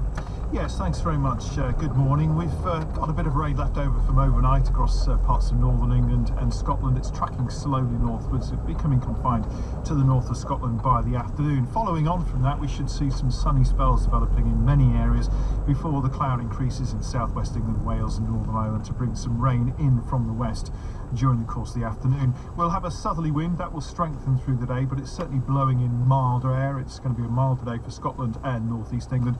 Temperatures typically the mid to high teens, possibly 20 Celsius in London. Thanks very much, Darren. Now, tomorrow, a classic play is back on Radio 4. Mr. Pugh takes up the morning tea to Mrs. Pugh and whispers on the stairs, "Here's your arsenic, dear." Dylan Thomas's Play for Voices. Tell me your tasks in order. We must take our pajamas from the drawer marked pajamas. And then you must take them off.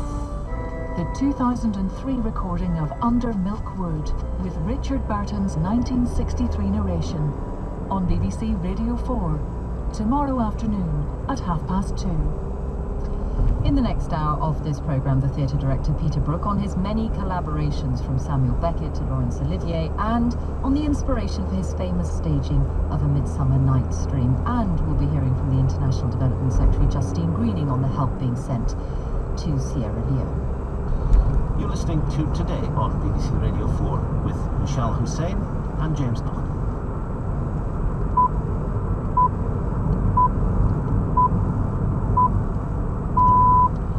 It's 8 o'clock on Friday, the 17th of October. This morning's headlines. The United Nations says many countries still aren't doing enough to help combat Ebola. A special UN fund is said to have received only a fraction of the money requested. Britain's counter-terrorism chief says police are being stretched as they deal with dozens of Islamist plots. The Foreign Secretary has raised the prospect of Britons who join Islamic State being charged with treason. 29 people are now known to have died in severe snowstorms in Nepal. The BBC News comes from Chris Aldridge. The UN Secretary-General Ban Ki-moon says too many countries with the means to help fight Ebola are still not doing enough to try to combat the disease.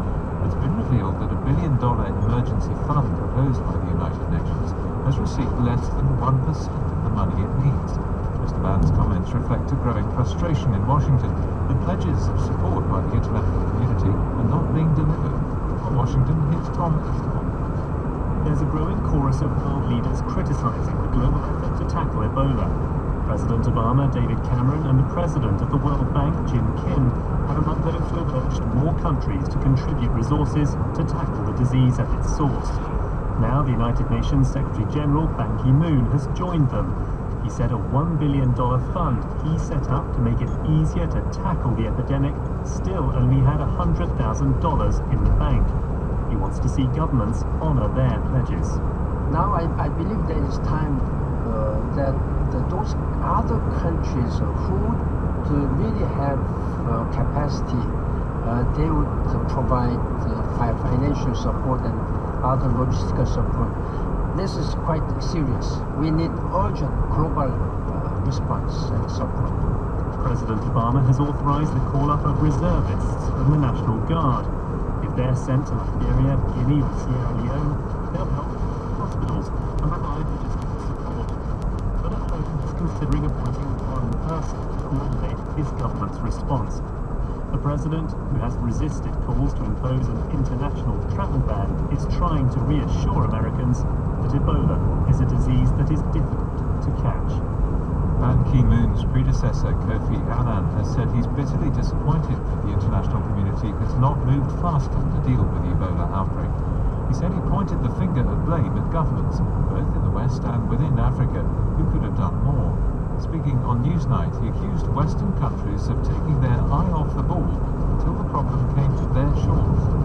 If the crisis had hit some of the region, it would probably have been handled very differently.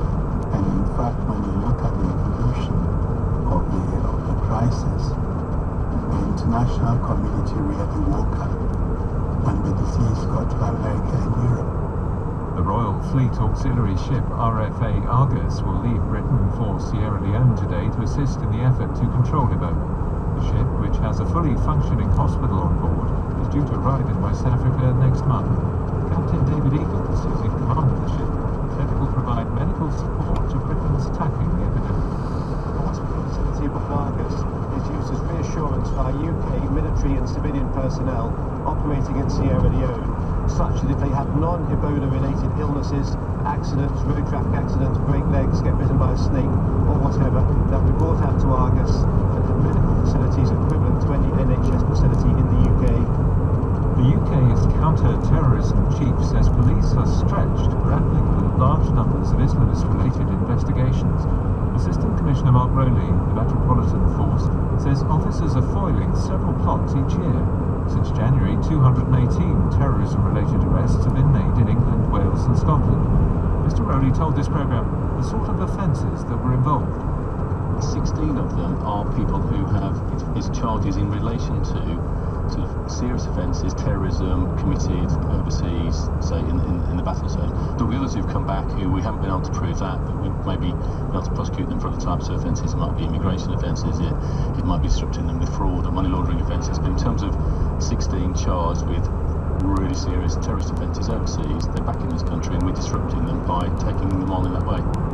The Foreign Secretary Philip Hammond has raised the possibility of charging Britons who go to fight for Islamic State with treason. He told the House of Commons that questions had been raised about their loyalty and allegiance to Britain. More details from our political correspondent, Ross Hawkins. Ministers believe that terrorism legislation is the most relevant way of dealing with Britons who travel to fight for Islamic State, but urged by the Conservative backbencher Philip Holloway to make use of the Treason Act. Foreign Secretary Philip Hammond said those who swore personal allegiance to the so-called Islamic State raised questions about whether the offence of treason could have been committed. It is understood that the government is examining a range of options, but senior sources stressed that the challenge in dealing with returning fighters was not a lack of legislation, but the difficulty of meeting a criminal burden of proof. The chief economist of the Bank of England has suggested that the bank may need to keep interest rates lower for longer than previously thought to reduce the chances of long-term economic stagnation. Andrew Haldane said he was now more downbeat about the outlook for Britain's economy due to weaker global growth. 29 people are now known to have died in the Himalayas in central Nepal after the area was struck by snowstorms and avalanches on Tuesday. More than 200 trekkers, most of them foreign, have been rescued. The authorities say many others remain unaccounted for. Andrew North reports from Kathmandu. Rescue teams in helicopters are still scouring the mountainsides along the Annapurna Trail looking for survivors, but they're also finding more bodies. This is the peak of Nepal's trekking season, and there were hundreds of foreign hikers along with their local guides out on the route when it was hit by unseasonably heavy snow. Most of the dead are believed to be people who left a shelter on a high mountain pass, trying to descend and escape the storm, but instead got lost and froze out in the open. With the number of dead still rising, it's on track to be the worst single trekking or climbing disaster Nepal has ever seen. Its impact is being felt worldwide. Those killed from countries in Asia, Europe and the Middle East. Russia's President Vladimir Putin will put pressure from European leaders today to do more to end the conflict in Ukraine. He's attending a summit in Milan. Ukraine's leader, Shropshire, will also be present. Europe correspondent David with reports from Milan.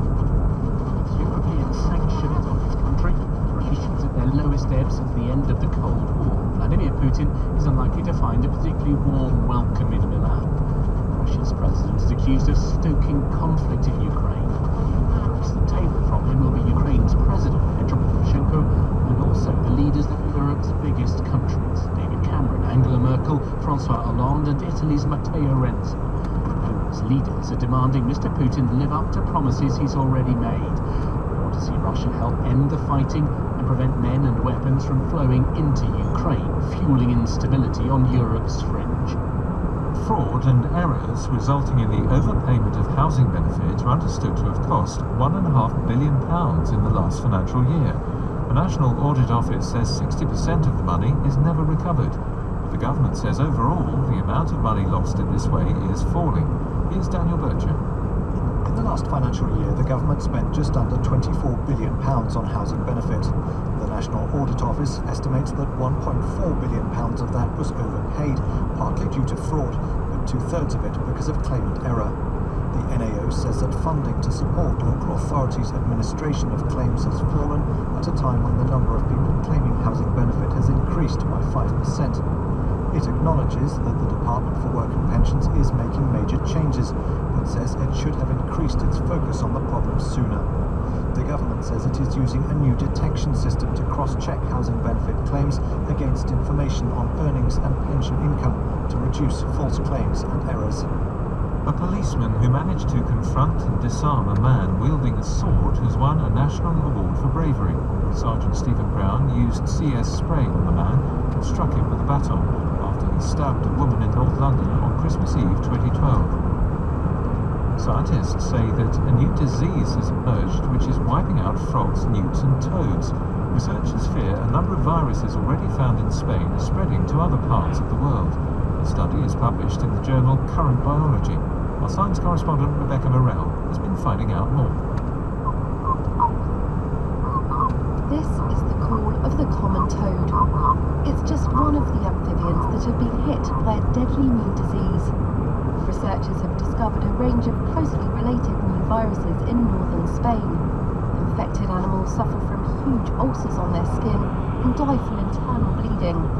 What's unusual is that the viruses can easily jump between a range of species, killing off frogs, toads, salamanders and newts. There's even evidence that they can also infect snakes. Scientists fear that if these new viruses spread, they could have a devastating impact on these already vulnerable animals. Rebecca Morell reporting. The time is 8:10. It will take 2 weeks for the Royal Navy auxiliary vessel setting off from Cornwall today to reach Freetown. On board about a third of the 750 British military personnel tasked with helping Sierra Leone deal with the Ebola crisis.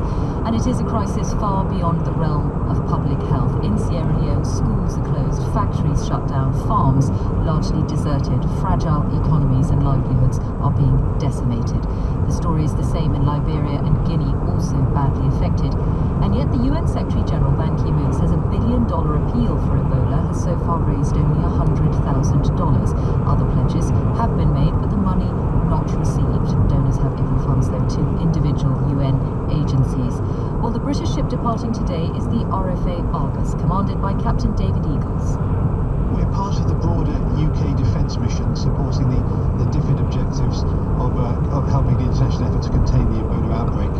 Specifically, we're looking to provide 3 aircraft to be used to transfer personnel, equipment and stores throughout Sierra Leone, a nation that has internal infrastructure challenges, and to be able to use helicopters to target aid and equipment to the required areas will increase what we would call tactical agility and tactical velocity. Additionally, the geography around Freetown lends itself to the maritime environment. For example, a 6 or 7 hour road trip can be circumvented by boats in half an hour. So we're taking Royal Marine landing craft to provide logistic agility and flexibility into Freetown itself. And then the final element of our mission is we have our hospital facility, which is not for the Ebola patients themselves, but is to provide reassurance to the UK military and civilian personnel operating in Sierra Leone in support of the different mission, that should they have a non-Ebola injury, they will have facilities identical to that they would find in a UK NHS hospital immediately off the shore on UK sovereign territory. And how extensive is that hospital facility? How many doctors and nurses do you have on board? Yes, at the moment we've got 83, and it's at its most extreme case, it is a 100-bed unit, but we would not anticipate having those sort of numbers. We also have the ability to screen our personnel returning from duties ashore, so anyone who has been ashore in Sierra Leone will be screened and monitored on their return, and if anybody had inadvertently been in contact with an Ebola patient, we have a process in place that will see them isolated and returned ashore to the dedicated Ebola treatment units in very short order.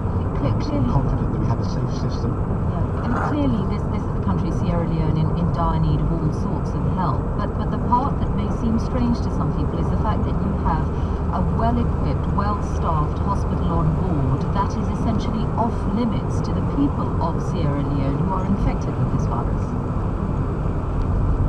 Yes, that is one interpretation, but the situations would be unnecessary and serve no purpose to bring Ebola patients out to the ship. The different mission is fixing up Ebola units and Ebola nets and training ashore in Sierra Leone, and as such, we're supporting that mission rather than actually using the hospital for Ebola patients, which to bring them on a ship would just lead to all manner of complications. So we're supporting a different mission to increase the number of treatment units, beds and training ashore in partnership with the government of Sierra Leone. Captain David Eagles, thank you very much. Well, the Development Secretary Justine Queenie is here in the studio this morning. Good morning. It is something that we see to people that here you have a country mixed of the worst and there is a state-of-the-art British medical facility that just offshore.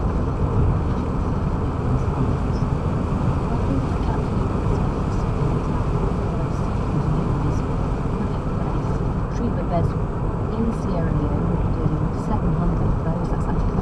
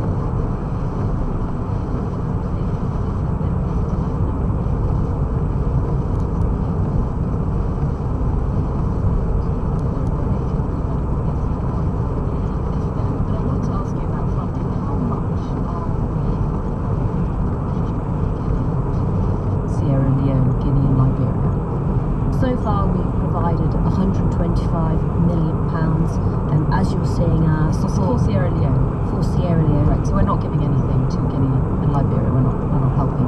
The way that we have allocated the work internationally is that the UK will be taking the lead in Sierra Leone, where we have historic ties. The US will be leading in Liberia, France is leading in Guinea, and then of course Ban Ki-moon is quite right to say that we need the rest of the international community to now provide support, channel through trust that's been set up, and then start all of those strategies. We are not giving to the $1 billion appeal. It seems actually that only the Colombian government have given any money, $100,000 to this point. The appeal is there in support of governments like the UK and the US working with governments of Sierra Leone and Liberia and indeed France and Guinea. It's in support of enabling those strategies to be able to be scaled up. So we have taken a lead in Sierra Leone, but we want to make sure the rest of the international community can easily get resourcing through to those. And the figures aren't good, are they, for the rest of the international community? I mean, Britain and the United States are giving more, but as you look down the list, they're striking the number of countries that are giving less. Germany, France, Canada, Japan, China. You can make many arguments for these countries being able to afford it. I do think Ban Ki-moon's right to say that many more countries need to get involved. We had the World Bank annual meetings last week in Washington. I was there making those points. I had a chance to meet directly with Ban Ki-moon, and we discussed the need for the international community to now step up to the plate. It is simply not going to be a tenable approach to simply leave the UK to work with Sierra Leone, to leave the US to work with Liberia, France to work with Guinea, and no other countries to get involved. Now, I think it's fair to say that actually there is now movement. Germany is starting to provide funding. I know starting. I mean, that's a shocking word, isn't it? 6 months after all of this began, and we're talking about starting to respond.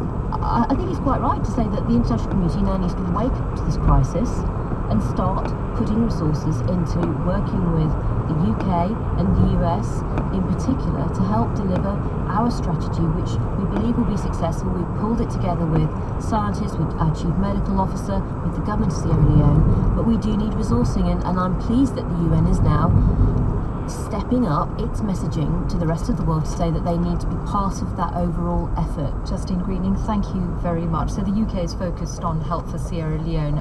Also in the studio is someone who knows that country very well, Rocco Falconer, who set up a charity called Planting Promise in Sierra Leone 6 years ago when he was 20 and still at university here in Britain. Explain, Rocco, what you do and how your work has been affected by Ebola. So we run businesses in farming and food processing across Sierra Leone, and we use the profits from those businesses to fund free schools. So we've got a network of 5 schools across the country, and we've got a food processing factory, a farm, and a retail organisation that sells out our products into the market. What's extraordinary about the last few months is that the country has effectively been sort of on a pause. And it's an extraordinary time to be there as a result, because you've got all schools have been closed down, so none of our schools are operating. Our factory has been closed since the 1st of July. Our farms are growing, but we're not putting any staff on site because any concentration of people is to be avoided at the moment. So that is a microcosm of the wider economy, which is completely, in effect, shut down. So life is at a standstill? So life is basically at a standstill. And it's particularly extraordinary in Freetown, because Freetown is the most sort of vibrant, pumping, bustling city, which is crammed at every corner. It's like a city that's 100% too small for itself. And in the last few months, it has been completely deserted. And how were you doing, your schools and the businesses you run? How were you doing 6 months ago before this hit? So I think that one of the reasons that we're also a microcosm of society in Sierra Leone is that our challenge is to make enough money from our businesses to run our schools. In March was the first month ever in 6 years where we had actually made enough money from our businesses for that month to fund 100% of the cost of all of our social projects. I'm not sure that would have been sustained. I'm sure there would have been difficulties, but it was such a turning point for us, and I think it reflects this real sense in Sierra Leone that the last 10 years have been so fantastic. And it is such a beautiful country. It is a country of such promise and capacity and potential. And what has been so tragic about this Ebola outbreak is that it has taken the country at a time when things were just starting to get better. People were just starting to say, not, oh, Sierra Leone isn't that the war zone, but Sierra Leone. Do you fear that they may never get back to the level that the moment of hope that you had 6 months ago? I don't fear that. I think that, Sierra Leone has got the capacity, it's got the potential to be in a much better place, but I do think that we are focusing rigidly on the public health crisis. That is the right thing to do as the international community. But there is also a massive economic crisis that is happening, that is building, and that we need to know that Ebola will end. It might be 3 months, it might be 12 months, it might be 3 years, but it will come to an end. And at that point, we need to know that everything that we can do, we will do to help Sierra Leone meet its next biggest challenge. Rocco Falconer, thank you. And the BBC World Service is providing information on Ebola now via the WhatsApp social media platform. There are details available on the BBC News website, and we've also just put an infographic with facts about Ebola on our social media feeds on Twitter at BBC Radio 4 Today, and indeed on our Facebook page. 21 minutes past 8 now. Peter Brook is the theatre director who changed everything in the 60s. He brought theatre in this country a European perspective that revolutionised performance and influenced a whole generation of directors and actors. He's now 89, but he still talks about theatre with the same enthusiasm and bite. So it's a coup for the Victoria and Albert Museum in London to have acquired his vast personal archive, his own writings and recollections, and correspondence with friends from Tennessee Williams to Laurence Olivier, Samuel Beckett to Ted Hughes. When the vast archive is catalogued, it's going to be an insight into a whole life in the theatre. For many theatre goers, Brook opened a door to a different world with his extraordinary staging of A Midsummer Night's Dream for the Royal Shakespeare Company in 1970, which is still celebrated as one of the most influential productions of the last half-century. When we spoke, he's been living in Paris now for more than 40 years, I asked him what we might find in the collection, the archive, that explained his state of mind when he conceived what became known simply as Peter Brook's dream. I think that they'll find what has been a constant theme. We're here to receive influences and let those influences amend and develop our own convictions until the convictions maybe fall apart or are transformed. So in The Midsummer Night's Dream, I started with the problems of how do you put something invisible like a fairy on the stage. One day I went to see the first appearance in Europe of the Chinese acrobats. Here was this little group of anonymous people, all dressed identically, and there was no me, look at me, I've done this. Here was the pure, invisible nature of spirit going through bodies that instead of being heavy or resistant had become totally transparent. So you actually saw the lightness and speed of energy at work in front of you through the human form. And then I went to see in New York a venue of Jerry Robbins with just a group in contemporary clothes. And they were sitting around a beautiful grand piano. As they listened, the men and the women would begin to dance, and suddenly I saw, here is the spirit coming to us through sensitive but contemporary Western bodies.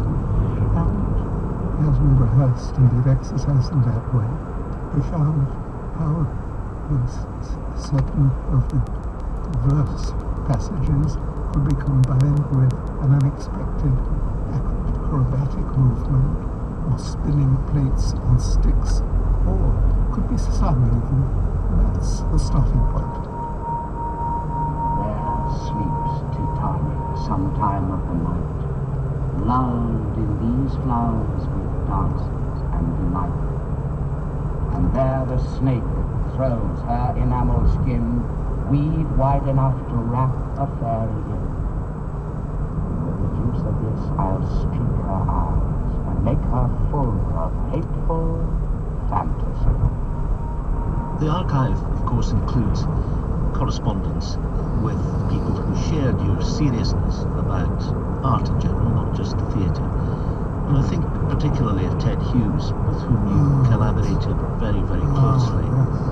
And how would you sum up the benefit of that relationship to you? Ted Hughes was exceptional. He was one of the most magnificently splendid looking. I mean, he looked like a real image of a hero or warrior. And when we started work, which was when we had been working with our centre on exploration of the different languages, and why is it that languages gradually lose something of their richness as the years go by. And so we went back to the origin and found that there was more vibration, more tonality, more richness. The farther back we went towards the beginning of languages, the very developed ancient languages, then Ted said he would make this extraordinary attempt to sit each day in front of a sheet of paper and just sit and wait and see if he could capture the moment when something was rising up in him to become a word.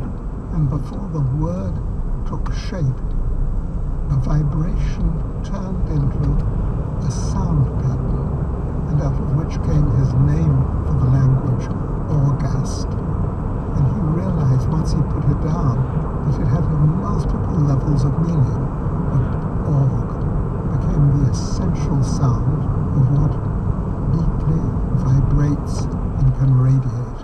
And org became, amongst so many other things, a word for the sun.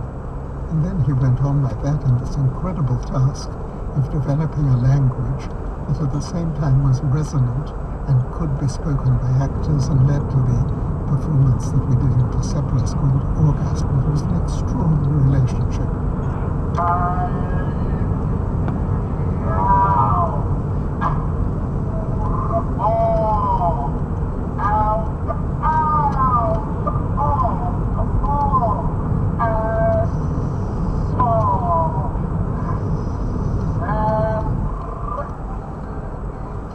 You've worked with some of the great figures in the world of letters and the theatre, and people can find this in the archive. I must say that the exchange of letters, Tennessee Williams, will fascinate a lot of people. I mean, what was he like? He was like a lovely, purring cat. You wanted to take him in your arms. And very early on, we had a lunch together. And I remember him, after we just talked about this and that, said, I want to ask you a few questions. Do you have many, many nights of anxiety? I said, no. But are there times when you wake up during the night feeling tortured and shaking? No. Don't you wake up with a feeling of horror that it's a new day that you now have to live through? And I said, no. And when he had finished this question, he looked at me with deep affection and understanding and said, well, man, then you're really in very bad shape.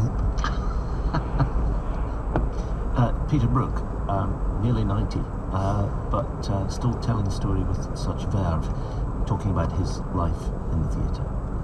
It's nearly 8:30. Let's get some sport now with Alison Mitchell. Thank you, good morning. There are unconfirmed reports this morning that former Sheffield United striker and Wales international Ched Evans has left prison in Lancashire. Evans was due to be released today after serving half of a 5-year sentence for rape. Our sports news correspondent Natalie Perks is in Sheffield, where there are strong opinions as to whether Evans should be allowed to resume his professional footballing career. Yes, this is a story that really has gripped public opinion. At the heart of this is whether a convicted rapist should be allowed to potentially go back to a life of privilege and adulation. More than 140,000 people have signed an online petition saying no, he should not be re-signed by Sheffield United or indeed signed by any other club. Yesterday, the former Sports Minister Richard Cabourn and even the Deputy Prime Minister Nick Clegg had their say, arguing football is a profession where players are role models. But Evans has always maintained his innocence, and the PFA, the Players' Union, says he has a right by law to work again. And that concept sits uneasily with many, including some rape charities we've spoken to. Elsewhere in football, Manchester City women are celebrating their first trophy in their 26-year history. They won the Continental Cup final with a 1-0 victory over Arsenal. Tomorrow is British Champions Day at Ascot, the culmination of the European flat racing season. It's the richest day in British horse racing, with the Champion Stakes and the Queen Elizabeth II Stakes attracting the best in the business. Hayley Turner is one of the most successful female jockeys of all time and knows what it's like to compete on Champions Day. She joins us now. Good morning. Hayley was with us a few moments ago, joining us from our studio in Salford. Can we find Hayley? No, we haven't got Hayley anymore. Well, it is British Champions Day at Ascot, and in the Champion Stakes it does feature, I can tell you, Noble Mission, who is the younger brother of flat racing's all-time great Frankel, so that'll certainly be one to watch for the Champion Stakes. Today is Future Champions Day at Newmarket. Some were fearing that a Friday might mean some smaller crowds, but Newmarket is where our racing selections go today. At 3:25, number 1 Agnes Stewart, and Cheltenham 5 o'clock, number 1 Bal Briggan. Sorry we couldn't bring you, Hayley. Bad luck. Deathly silence. Indeed, she was there, I promise you. Thank you very much, Alison. Now, which well-dressed castaway is joining Kirsty Young this morning? And all the lot, flowered shirts, Regency jackets that had side links practically up to the armpits. My castaway this week is the diarist, historian and garden designer Sir Roy Strong. How does he feel about his upcoming birthday? I'll be 80 next year, and I'm now thinking, well, how am I going to get through that decade? I mean, it's like the speech I gave when I was 70. I said, I'm sick to death of hearing from friends who are going to sheltered housing. I said, my old age is going to be exactly the reverse. More house, more garden, more absolutely everything. Sir Roy Strong, my castaway, I do hope you can join us to hear his Desert Island Discs this morning at 9. Thanks very much, Kirsty. The weather, it's going to be fine for most people, but there's blowy wind coming in from the west. You're listening to Today on Radio 4 with James Naughty and Michelle Hussein. 28 minutes to 9, a summary of the news from Chris Aldridge. The Secretary-General of the United Nations, Ban Ki-moon, has said that too many countries which could provide financial support to tackle Ebola aren't doing enough. The International Development Secretary, Justine Greening, told this programme Mr. Ban was right to call on the international community to provide more support. She said it was time to wake up to the crisis. The police officer who takes the lead on counter-terrorism in Britain says they are stretched, dealing with an exceptionally high number of Islamist-related plots. Assistant Commissioner Mark Rowley says 218 terrorism-related arrests have been made in England, Wales and Scotland this year. The Foreign Secretary Philip Hammond has raised the possibility of using the law on treason for the first time since 1946 in order to prosecute British jihadists. He said anyone who swore allegiance to Islamic State could potentially have committed the offence. The chief economist at the Bank of England has suggested that it may need to keep interest rates lower for longer than previously thought to reduce the chances of long-term economic stagnation. Andrew Haldane said he was now more downbeat about the outlook for Britain's economy due to weaker global growth. Thank you. The time is 26 minutes to 9. A Pakistani court has upheld the death penalty for a Christian woman convicted of blasphemy in 2010. Her name is Asia Bibi, and she was controversially, at least outside Pakistan at least, found guilty of making derogatory comments about the Prophet Muhammad during an argument with a Muslim woman. Shaima Khalil is our correspondent in Islamabad. Controversial, Shaima, because this was widely regarded as a miscarriage of justice.